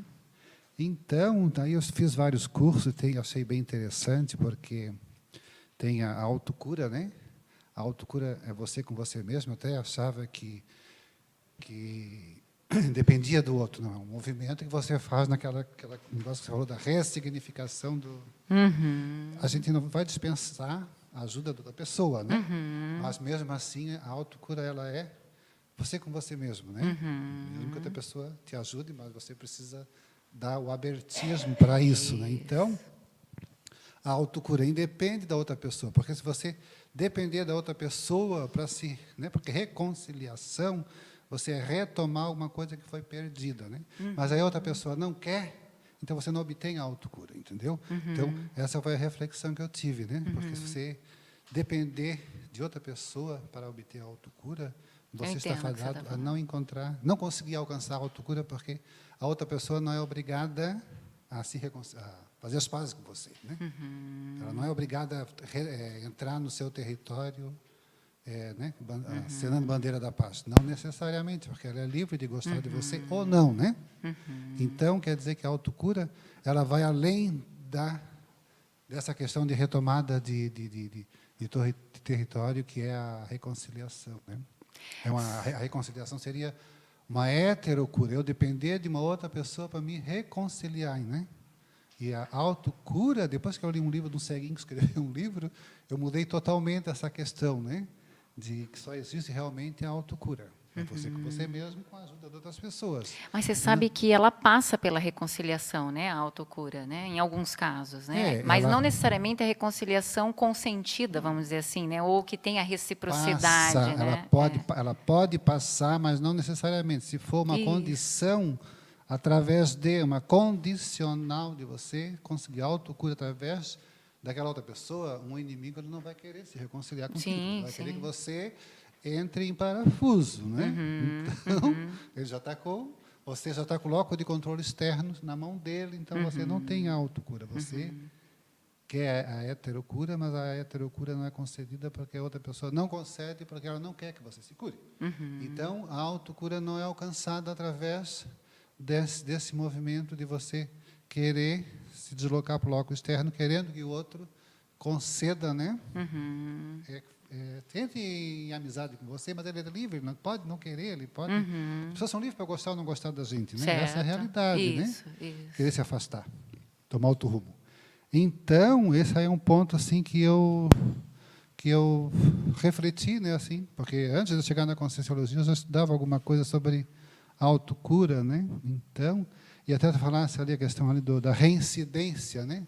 Da reincidência, né? Eu estudei. Você sabe que uma vez, só vou te interromper, porque eu não sei se tem a ver com o que você está querendo trazer, tá? Porque me parece que você trouxe na sua fala, tá? Que você está enfatizando que, mesmo quando você tem um problema com alguém, eu vou trocar em miúdos, tá? E essa pessoa não quer saber de você, né? Sim. Que você não depende, né, do perdão dela para você se curar. É isso, né, que você está trazendo. Isso tem que ficar bem Vocês claro. Agora eu vou expandir, tá? Pessoal que está aqui e que está, né, online, vocês concordam com o que o colega está trazendo? A gente pode se curar independente do perdão alheio? Vamos lá. Pode? Não pode? Quem que tem pensamento, quem que também, mas pode ser? Mas agora, o que faz, então, a gente se curar nesse caso, já que a gente não tem o perdão alheio? Eu quero que vocês me digam. Qual que é a fórmula dessa liberação? Se a pessoa compreendeu a situação, ela transcende aquela relação. Ela se liberta. Então, se ela né? aumentou a maturidade dela, vai se libertar. Agora, isso não implica em resolver a interprisão grupo kármico, que eu acho que é isso que ele está trazendo. Então, aí já envolve a participação do outro. Pode ser que o outro até não afete mais, que ele não acione o trauma que a pessoa está passando, mas pode ser o teu assediador. Entende? Porque aí depende de como que ela está entendendo aquele contexto, né? Então, esse negócio aí misturou um pouco, né? Por isso até que eu estou falando, uma coisa é trauma, outra coisa é interprisão, uma coisa é o processo intraconsciencial de potencial que você tem para superar as suas mazelas. Né? Que isso pode ser através de você, da sua autopensenidade, a partir da maturidade, pode ser através da ajuda de um outro que facilite você desenvolver essa maturidade. Então, é o processo do auxílio. Um profissional, por exemplo, terapeuta, ajuda a pessoa a amadurecer. Isso não tem como negar. São os fatos, né? Agora, assim, no fundo, a pessoa te ajuda, mas você é que muda. Né? Agora, processos traumáticos são muito vincados no psicossoma, que criou raiz sináptica para cérebro muito fortalecida, aquilo tem que ser trabalhado. Né? Porque não somente pelo processo racional que vai modificar aquela estrutura. Por isso que, eventualmente, aquilo é acionado dependendo do contexto onde você entrou. Então, eventualmente, você tem que criar outros caminhos sinápticos para que, no momento que esteja acionado, você consiga fazer um bypass daquilo para sair daquele contexto e entrar na outra rede sua. Quer dizer, aí você sobrepairou que aquilo que o César estava falando lá. Senão, não sobrepaira.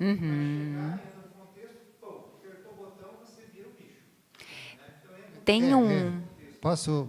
Pode. Então, no caso, a ajuda do terapeuta, né? No caso, a terapia sempre é bem-vinda, né? Mas é uma outra pessoa para tentar auxiliar naquela situação. Vamos supor, uma coisa mais grave, uma morte, estupro e tal. Então, eu ia até dar um exemplo. Consegue se libertar daquilo ali, né? E a pessoa acaba dormindo com o assassino, né? Tão presa que ela fica. Então, não é para rir, é traumático. Mas a ajuda da outra pessoa. Mas aí isso aí vai ser um trabalho interno dela, né? Então, eu quero trazer 2 exemplos, porque eu gosto muito de exemplo, né? O exemplo arrasta, não é assim? São exemplos, eu não sei se vocês viram, mas a minha filmografia, basicamente, menos o último, né, filme, são todas histórias baseadas em histórias reais. Tá? E são histórias que envolvem vítimas, né, e alguma coisa de trauma, né, obviamente. Agora, eu queria chamar a atenção para o Redemption, tá, The Stan Tuck Williams Story, que ele era um líder de gangue, tá, a história é baseada na história real desse, né, que era o fundador da gangue da rua Crips, né, em Los Angeles. Mas, enfim, ele foi preso, foi condenado à cadeira, né, elétrica, enfim, à pena de morte. E durante muito tempo na prisão, ele só causou problema, até que ele foi para a solitária, ó, terapêutica forçada. E ele ficou 2 anos na solitária. E foi na solitária que ele fez a reciclagem dele.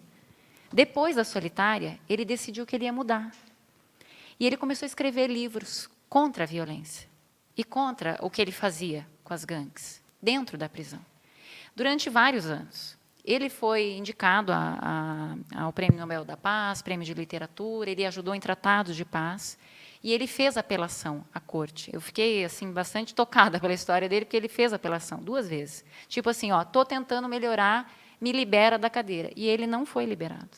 Ele foi executado em 3 de dezembro de 2005. Então, assim, é a história de uma pessoa real, em recomposição, né, que fez lá, né, provocou traumas, né, enfim, deu uma série de problemas para as pessoas, né, em função, né, dele ser um líder de gangue, mas que procurou fazer a sua parte na recomposição pessoal, mesmo estando em condições adversas, dentro da prisão, que não é uma condição boa, e outra, esperando a morte. Né, a morte é a dessoma do corpo físico, mas, enfim.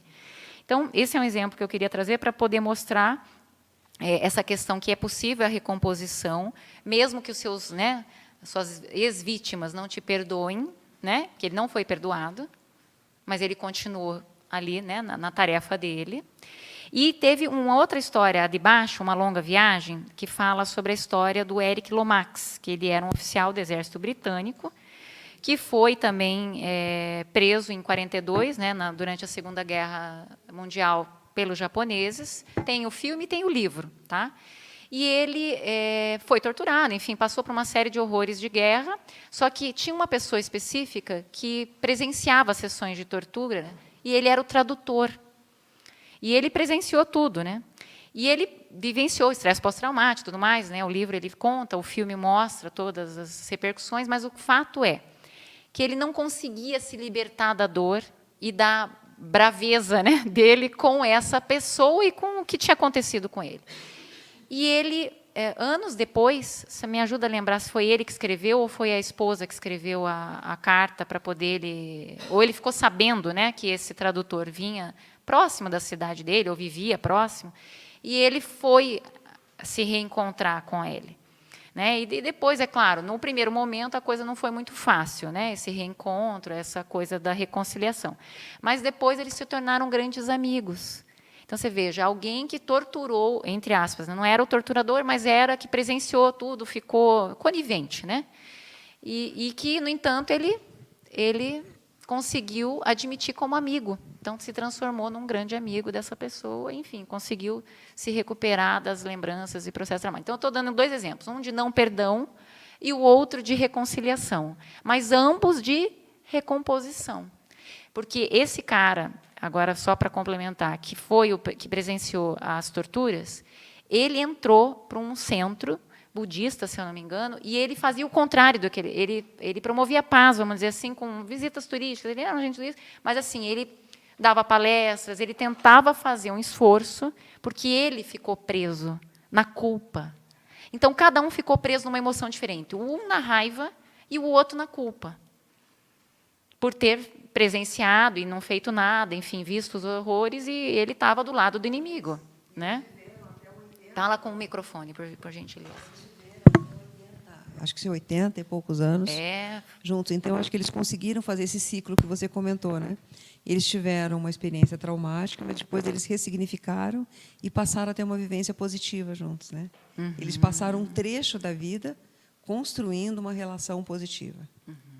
E eu me lembro, não sei se você tem uma parte lá que foi significativa para mim do filme, acho que que ele fala, como se diz, você me perdoa? Ele falou, vai ser difícil esquecer, mas eu vou conseguir, né? Quer dizer, ele não nega a dificuldade do esquecimento da experiência, mas ele assume a perspectiva de construir uma nova Relação. possibilidade da relação.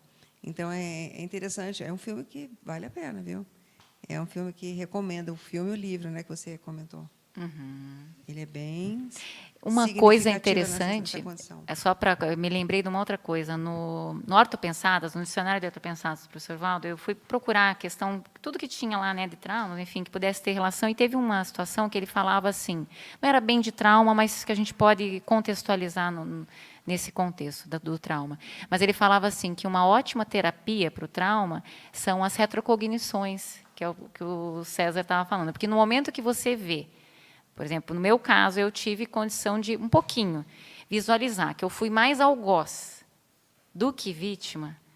Essa vida, mesmo que tenha sido 20, 30 anos de dificuldade, representa o quê em mil anos? Onde você foi, sei lá, mais, né, do lado do bad guy, né, cometeu mais, né, vamos dizer, problemas e delitos, enfim, né, estragou mais a tua ficha do que ajudou. Então, assim, é muito pouco.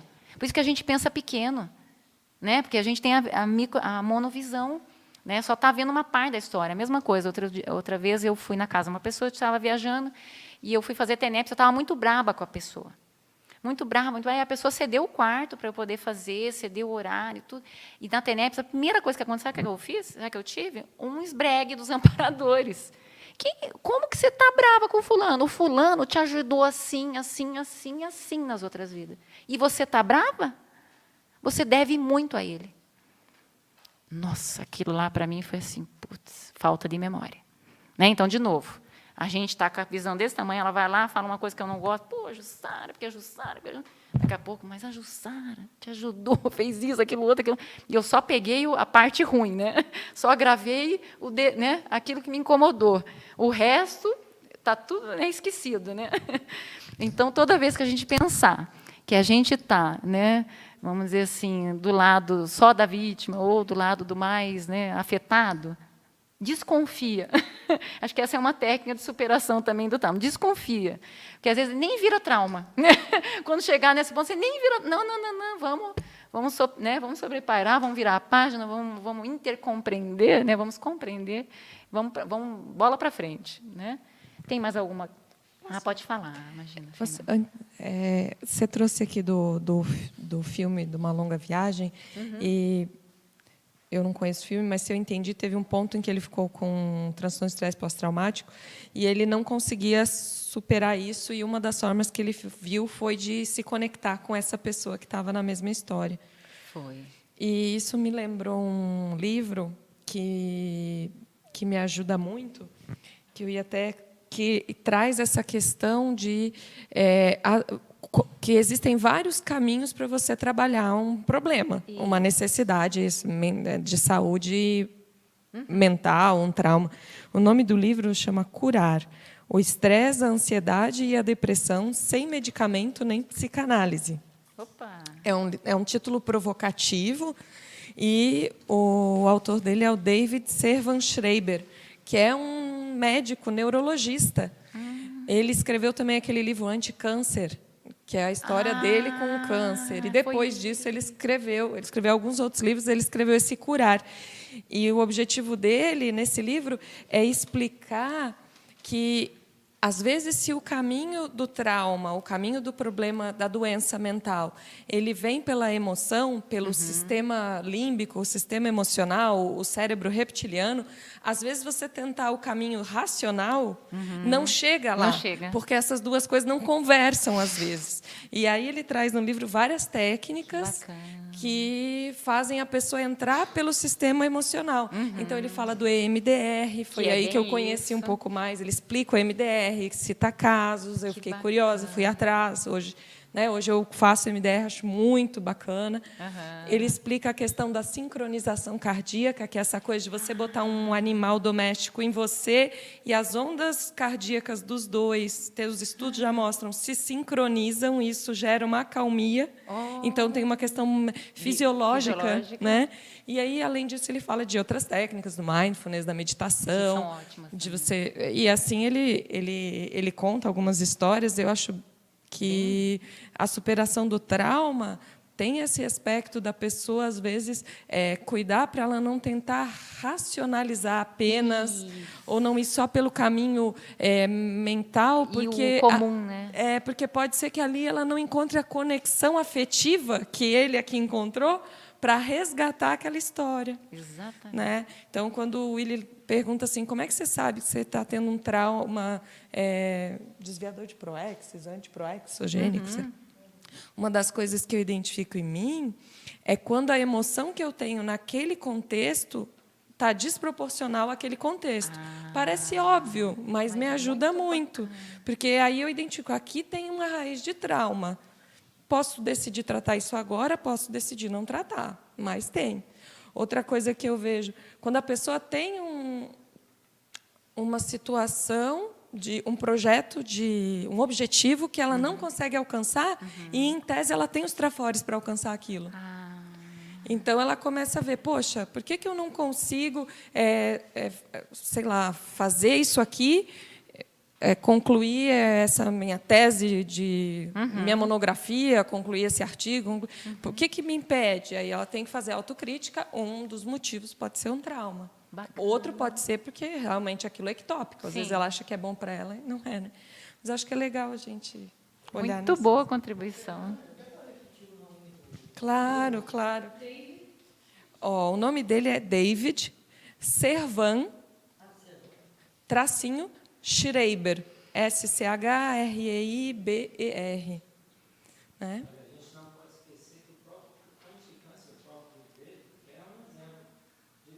De superação, né? O livro dele. Com certeza. Eu vou repetir o que o participante falou aqui. Ele falou que a gente não pode esquecer que o próprio autor desse livro, ele também passou por um trauma, por uma doença e fez a superação. O livro Anticâncer, para quem quiser ver. O livro é fantástico, né? Porque, exatamente, ele era um neurologista de gabinete de pesquisa, e aí ele descobre-se paciente.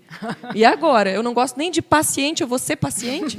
Aí ele conta, isso é a versão dele. Ele descobriu que não gostava de paciente, por isso que ele foi para a pesquisa, e aí ele se torna o paciente. Aí a vida dele vira do avesso, e em nome disso é que ele contribuiu tanto. Que bacana, né? Você vê que tem certos males que vêm para bem, né? Nesse caso, reverteu tudo, né? De muito mais, né? Pode falar, André. Vamos lá, então, para as mais perguntas online. O Willy Leiva fala, no livro Comunicação Evolutiva nas Interações Conscienciais da Ana Seno, consta reforço. No perfil consciencial da introversão, as reduzidas ou ausentes autoestima e autoconfiança reforçam as situações de repressão, em geral, originadas de trauma ou frustração na família grupocármica, na existência atual ou nas anteriores.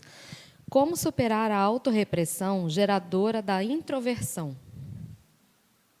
Tem alguém introvertido aí que superou? Porque eu sou do tipo extrovertido, eu não tenho esse problema. Se tiver alguém que quiser dar seu relato, então vamos ouvir lá a Silvia. Alguém tem o microfone ali. Aqui, ó, Silvia. Então, até os...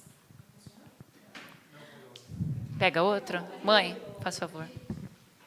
Aqui. Microfone é o que não falta. Até os 15 anos eu nem olhava no olho de ninguém. Então, assim, a pessoa me olhava, eu ficava encabulada, olhava para um lado, para baixo, para o outro. E, assim, eu entrava nos ambientes mudos, saía calada, né? E chegou um momento que isso me incomodou. Né? Então, na época, eu usei a técnica do enfrentamento mesmo, né? Porque eu vi que era uma situação insustentável, né? Ficar desse jeito. E busquei um pouco fazer teatro, amador, mesmo que, né, que fosse. Fui fazer várias coisas, né, aula de canto, para aprender a questão da oratória, né, para falar melhor, colocar o ar para fora, postar a voz, né, não falar para dentro, né, aquela coisa toda, né, do tímido. Mas tem uma questão bem importante, assim, além de todos os recursos que eu busquei, né, para melhorar essa condição, foi a questão da pensenidade, né? Então, assim, eu percebi que, qual era a importância ali no momento que eu estava falando? Era passar informação, né? E aí eu comecei a pensar, bom, eu gosto de ouvir informação quando a pessoa sabe explicar de forma clara, que a voz é audível, né? Dá para ouvir bem, as ideias, né, são bem passadas. E aí eu botei o foco nisso. O foco em passar a informação, o foco no outro, né? E tirei o foco de mim. Né? Porque quando a gente coloca o foco na gente, né, que a gente está sendo julgada, avaliada, que a gente está se expondo, né, aí a gente começa a entrar em parafusos, né? Então falta voz, as mãos tremem, né, a gente gagueja e etc, né? Ainda acontece, né? Não vou negar que ainda é um desafio, mas assim eu já consigo, né, me expressar, já consigo olhar nos olhos das pessoas, né, que é muito bom, né, trocar energia. Conversar, adoro conversar bastante. E tem algumas pessoas que até quando eu falo hoje, dizem assim, mentira, Silvia. Não dá. Timidez não combina com você. Diz assim, não, nem consigo imaginar você tímida. Eu digo assim, pois é, né? Foi um passado recente. Interessante. Mas a ideia foi essa, pôr o foco no outro, né? Como o outro vai ouvir melhor minha voz? Como o outro vai compreender melhor a informação que eu estou passando, né? E tirar a preocupação de mim, né? Essa questão mesmo de mudança de foco, né? A pensenidade e pronto, né? Foi assim que eu enfrentei esse processo, né? Bacana. No fundo, a técnica das doses homeopáticas, né? A gente vai devagarzinho e sempre. Pequenas ações dão grandes resultados, né? Então, um pouquinho de cada dia na direção contrária daquilo que você tem dificuldade, você vai reforçar o lado positivo, né? E tem uma outra coisa também envolvendo a repressão, ou, enfim, a pessoa mais introvertida, que acho que vale para todas as pessoas, que é assim, quando a gente se permite errar, tentando acertar, isso elimina um monte de problemas. Porque aí você, assim, por exemplo, eu sou disléxica, eu faço material, eu já sei que eu vou errar. Mesmo eu me esforçando, porque eu troco as letras, é inevitável. Mas eu me esforço, eu não acho assim, relaxa, vou fazer o material de qualquer jeito. Mas se alguém me disser, tá aí, você trocou, não vai ser o fim do mundo. Não, vamos consertar aqui, o que precisa, né? Falei alguma coisa errada? Fez uma conjugação? Pode falar. Então, eu era muito perfeccionista. Então, essa coisa de não errar, ela era uma arapuca para mim mesma, né? Porque qualquer coisa que eu fizesse que envolvesse erro, era o gatilho para eu ficar chateada, brava, enfim. E quando você tira o gatilho, né? Quer dizer, você desdramatiza, suaviza, vê que isso é normal, todo mundo erra, e que o importante é você tentar acertar, obviamente. Pronto, acabou o problema, né? Então, se você errar, faz parte da caminhada, né? Igual aprender a andar de bicicleta. No começo você cai, você precisa de ajuda, até que uma hora você vai sozinho com a tua bicicleta. Então, a mesma coisa, acho que é por aí, né? A gente tá... E, bom, tem mais duas perguntas. O Adelino Denk fala, olá, professora Thais. Favor expandir sobre a nova teoria da agilidade emocional na superação de traumas. Joia. Então, a gente colocou aqui, eu coloquei aqui, né, essa questão da agilidade emocional tem a ver com um livro, na verdade, dessa autora, Susan Davy. Aliás, um livro que eu gostei muito, eu recomendo. Tá? Eu não tenho, senão eu teria trazido aqui. Mas, no fundo, eu diria que o que a autora fala, eu vou ler aqui, tá? E depois eu vou dizer a minha compreensão desse assunto. A agilidade emocional tem a ver com relaxar, se acalmar e viver com mais propósito. Tem a ver com escolher como você vai responder ao seu sistema de alarme emocional. Então, aquilo que a gente estava falando da vontade, do foco, né, na ortopensenidade, nas ações terapêuticas, né, não em si, mas no outro, enfim, o que a gente pode fazer. E essa autora, no fundo, o que ela escreve nesse livro? Para mim, a agilidade emocional que ela coloca tem duplo significado. Tem o significado da inteligência emocional, então ela vai colocar no livro dela uma série de técnicas para você não ficar assediado ou, vamos dizer assim, parado emocionalmente num problema, né? Mas ela também mostra como que a gente pode ser mais ágil nesse processo. Por isso o nome agilidade emocional. A gente ainda perde muito tempo com certas emoções, como a gente falou, às vezes fica vidas, né? Não é nem anos, às vezes vidas, né? Parado no mesmo enredo, ou bravo com uma mesma pessoa, ou sei lá, qualquer coisa nesse sentido, e a gente já podia ter mudado a página, virado a página. Então, o que seriam os ingredientes para essa virada de página? Isso que a gente estava falando. A primeira coisa é você se relaxar um pouco mais, no sentido de não se exigir tanto e não exigir tanto dos outros. Segundo ponto é você viver com mais propósito. Quando a gente vive realmente, e a nossa vida tem um sentido para nós, ela é importante, e a gente se vê importante para outras pessoas, esses erros, essas pequenas coisas que acontecem, essas dificuldades, enfim, os rame-rames, né, que a gente tem, ficam secundários. Porque tem coisas mais importantes. Mas quando a pessoa tem uma vida frágil do ponto de vista afetivo, financeiro, enfim, dessas bases, né? Se a gente for pegar lá a pirâmide do Maslow, ele estrutura a pirâmide sempre das necessidades físicas, não sei se vocês já viram, para as sociais e emocionais, para as de realização, que são as conscienciais. Sem as bases primeiras, isso tem estudos que mostram, pessoas que têm mais transtornos, mais doenças, principalmente psíquicas, têm muitas vezes vulnerabilidades nessa área da pirâmide. Então, se a pessoa calça essas áreas, e elas têm, é claro, né, a gente não pode só viver em função do básico, mas aqui eu estou mostrando assim, que o básico é importante. Né? Então, se a pessoa calça essas áreas e ela também tem uma vida significativa, ou seja, o topo, né, lá, a autorrealização, e pensando aqui no nosso caso, na ProEx, na interassistência, tão supridos ou tão contemplados, né, na vida dela, aí o resto é gerenciável. Né? O resto entra no dia a dia, a pessoa vai dando um jeito. Né? Hoje eu tenho uma técnica para mim que é assim, tudo que acontece comigo, por mais grave que seja, por mais grave, eu vou pensar na solução. É um problema. É um problema que está chegando para mim. Aconteceu um negócio. Tá, então, não tem mais a conta assim. Tá, eu não posso. Então, o que eu vou fazer? Ah, aconteceu, fulano deu o quiprocó. Tá, o que eu vou fazer? Ah, aconteceu isso. Então, assim, eu nem me dou... Isso é uma técnica que eu estou fazendo porque eu era muito emocional. Não estou dizendo que todo mundo tem que fazer a mesma técnica. Né? Mas, de qualquer modo, isso funciona. Mesmo que, é claro, às vezes eu fico sentida, depois eu processo a informação. Não, mas por que aconteceu isso? Por que a pessoa me deixou na mão naquela hora? Né? Não, mas também o fulano... Né, isso. Aí eu converso comigo. Né? Eu tento me... como é que fala? Explicar o acontecimento. E aí aquilo apazigua. Né? Quando não apazigua, eu vou buscar mais informação. Deixa eu entender, para eu poder parar de assediar a pessoa, né? Porque senão a pessoa vai ficar com o meu foco de assédio. Né? Mas, enfim, acho que é por aí. Né? E a última pergunta, depois tem 2 comentários, o pessoal te dando parabéns. Bom, o Willy Leiva pergunta, no Dicionário de Argumentos da Conscienciologia, página 638, diz, traumatologia. Segundo as pesquisas da energossomatologia, há sempre alguma relatividade nos traumas. Pequeno trauma na pessoa supersensível faz dano maior do que o grande trauma na pessoa casca grossa. Esse trecho tem relação com as pessoas altamente sensíveis, incluída no 5º parágrafo da primeira página do material de hoje? Tem. Aqui na primeira página tem um parágrafo, né? Sobre pessoas altamente sensíveis. Tem, sim. Eu não vou nem me prolongar, é só dizer que tem. Ok. Tá?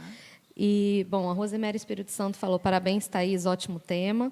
A Tatiana Santana Lima falou que é sua irmã, que está em Florianópolis, falou, parabéns, Thaís, por esse debate. E o Fábio Luciano comenta, pedir perdão, achei interessante que não é perdoar, agora é o contrário. Pedir perdão quebra um ciclo e uma corrente escravizadora de autoculpa, gerando autocura, mesmo não sendo perdoado, pois um trauma que você mesmo gerou teve um enfrentamento. E a gente tem que sempre manter, como se fala assim, as esperanças positivas, né, os ortopensenes.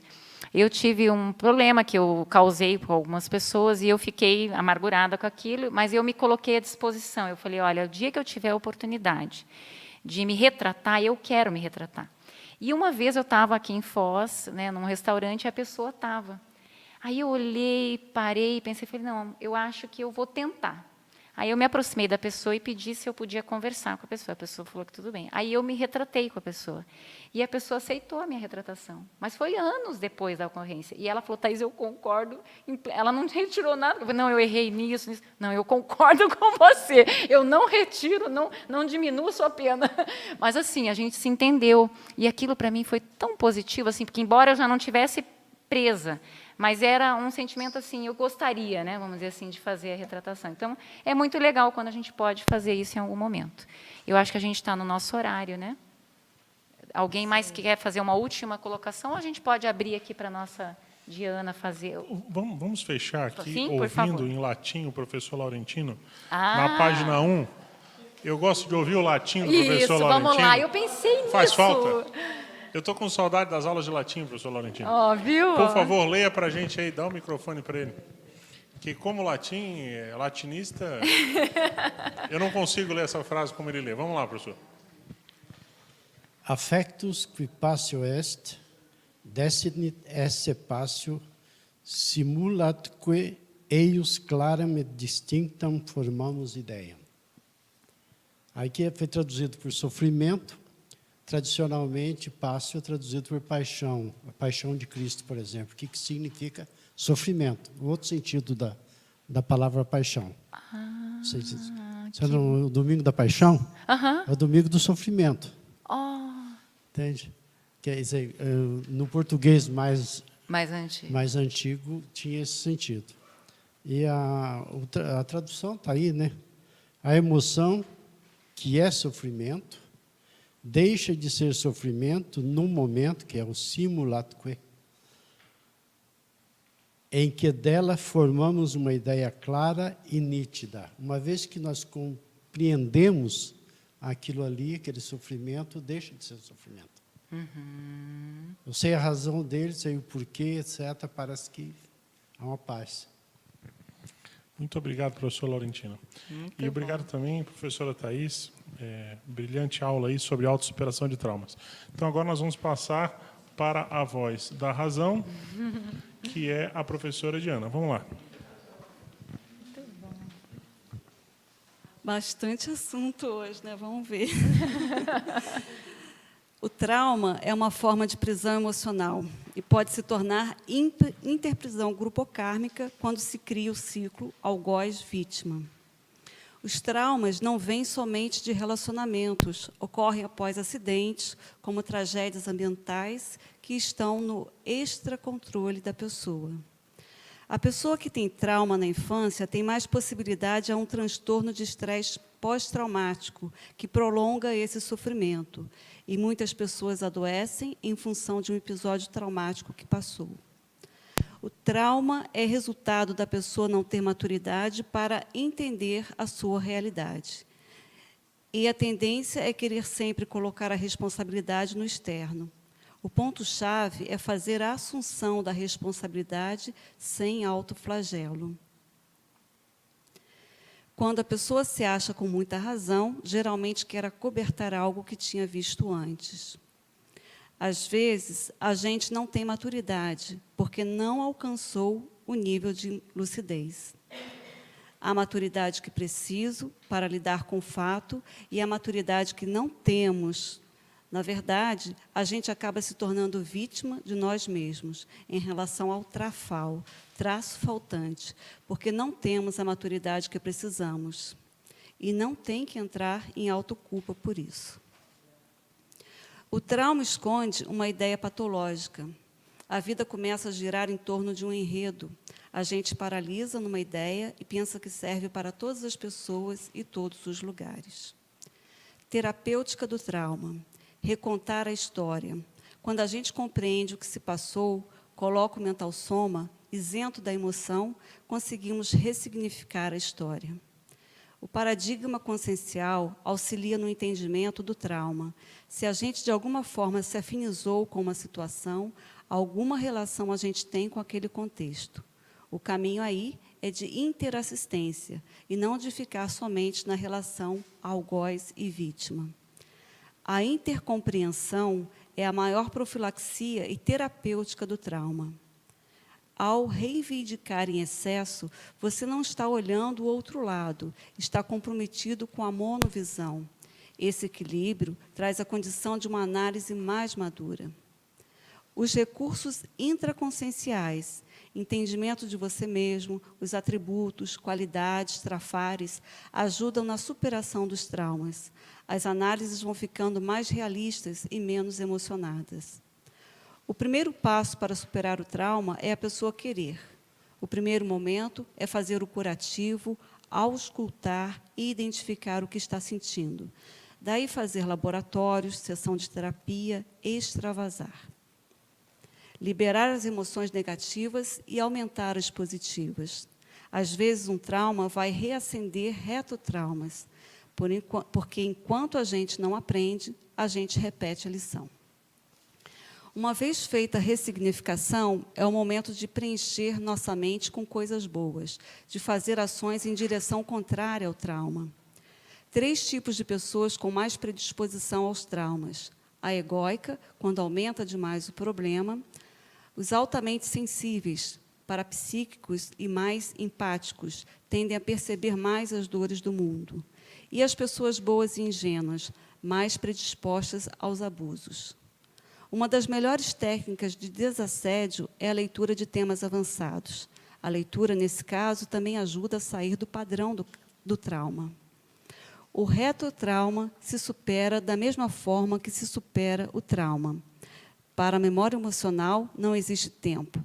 O problema fica girando na memória enquanto não reprocessa ele. Quando a gente se permite errar, tentando acertar, elimina uma série de problemas. O ideal é relaxar um pouco mais e não exigir tanto de si e dos outros. O segundo ponto é viver com mais propósito, observar que tem coisa mais importante na vida do que os rame-rame que nos afetam. Nossa, excelente resumo, né? Não tem nem... Esse é um traforzão da Diana, né? Ó, Diana, já estamos sentindo sua falta por antecipação. Chefe, quantas pessoas no nível de presença assinaram? 33. Qual foi o pico online que a gente teve? 43. Então, tivemos uma turma de 76. É um número bom. Gente, não teve votação hoje, correto? Porque a votação já foi realizada anteriormente, na semana retrasada. Semana que vem, o tema vai ser musicalidade, que seria a qualidade da música, né? A aula está pronta. A gente quer ver se vai fazer uma dinâmica diferente um pouco. Né? Nós vamos falar, claro, trazer um pouco de conteúdo teórico para debater. A questão do radiotismo, acho que é importante a gente abordar. Tem muito lixo mental hoje na sociedade, nas músicas em geral. Mas aí nós vamos resgatar a parte da qualidade da música, no caso, música clássica. Durante alguns anos, eu fiz turno intelectual e eu compilei uma série de músicas muito interessantes, a maioria clássicas, principalmente músicas que eu tive estado vibracional espontâneo, ou banho de energia, ou evocavam um curso intermissivo, ou evocavam alguma condição extrafísica. Então, a aula está pronta. Eu vou trazer uma relação de um pouco mais de 50 músicas extraídas desse arquivo, que é um dos 137 arquivos que eu trabalho no Calepino. E eu acho, qual vai ser a dinâmica que a gente vai tentar fazer, né, Andréia? Nós vamos tentar selecionar algumas músicas, alguns trechos, para o pessoal poder escutar, e aí a gente vai tentar fazer comentários em cima disso. Tá? Então, eu convido a todos, vai ser um Calepino um pouco diferente, mas eu acho que vai ser lúdico, eu acho que vai ser bem interessante. Queria também aproveitar, fazer uma enquete e perguntar uma coisa, que é o seguinte: a gente está sempre trazendo bolo aqui para o Calepino, e está esfriando. Se a gente falasse com a Beatriz e fosse trazer uma sopa, uma canja de galinha, por exemplo, nessa época de frio, para a gente depois tomar uma sopa aqui, por curiosidade, quem é que ficaria aqui e tomaria sopa? Só levanta o braço para a gente ter uma ideia. Temos aqui umas 10 pessoas. Tá. Tem. Então, umas 10 a 15. Beleza. Então, eu não sei se a gente vai conseguir, mas eu vou tentar falar com a Beatriz para ver se a gente traz uma canja de galinha. E aí vamos trazer também umas mesas para a gente poder, no final do Calepino, colocar aqui, o pessoal poder sentar e comer a sopa. Tá bom? Gente, meu muito obrigado a todos, especialmente a professora Thaís.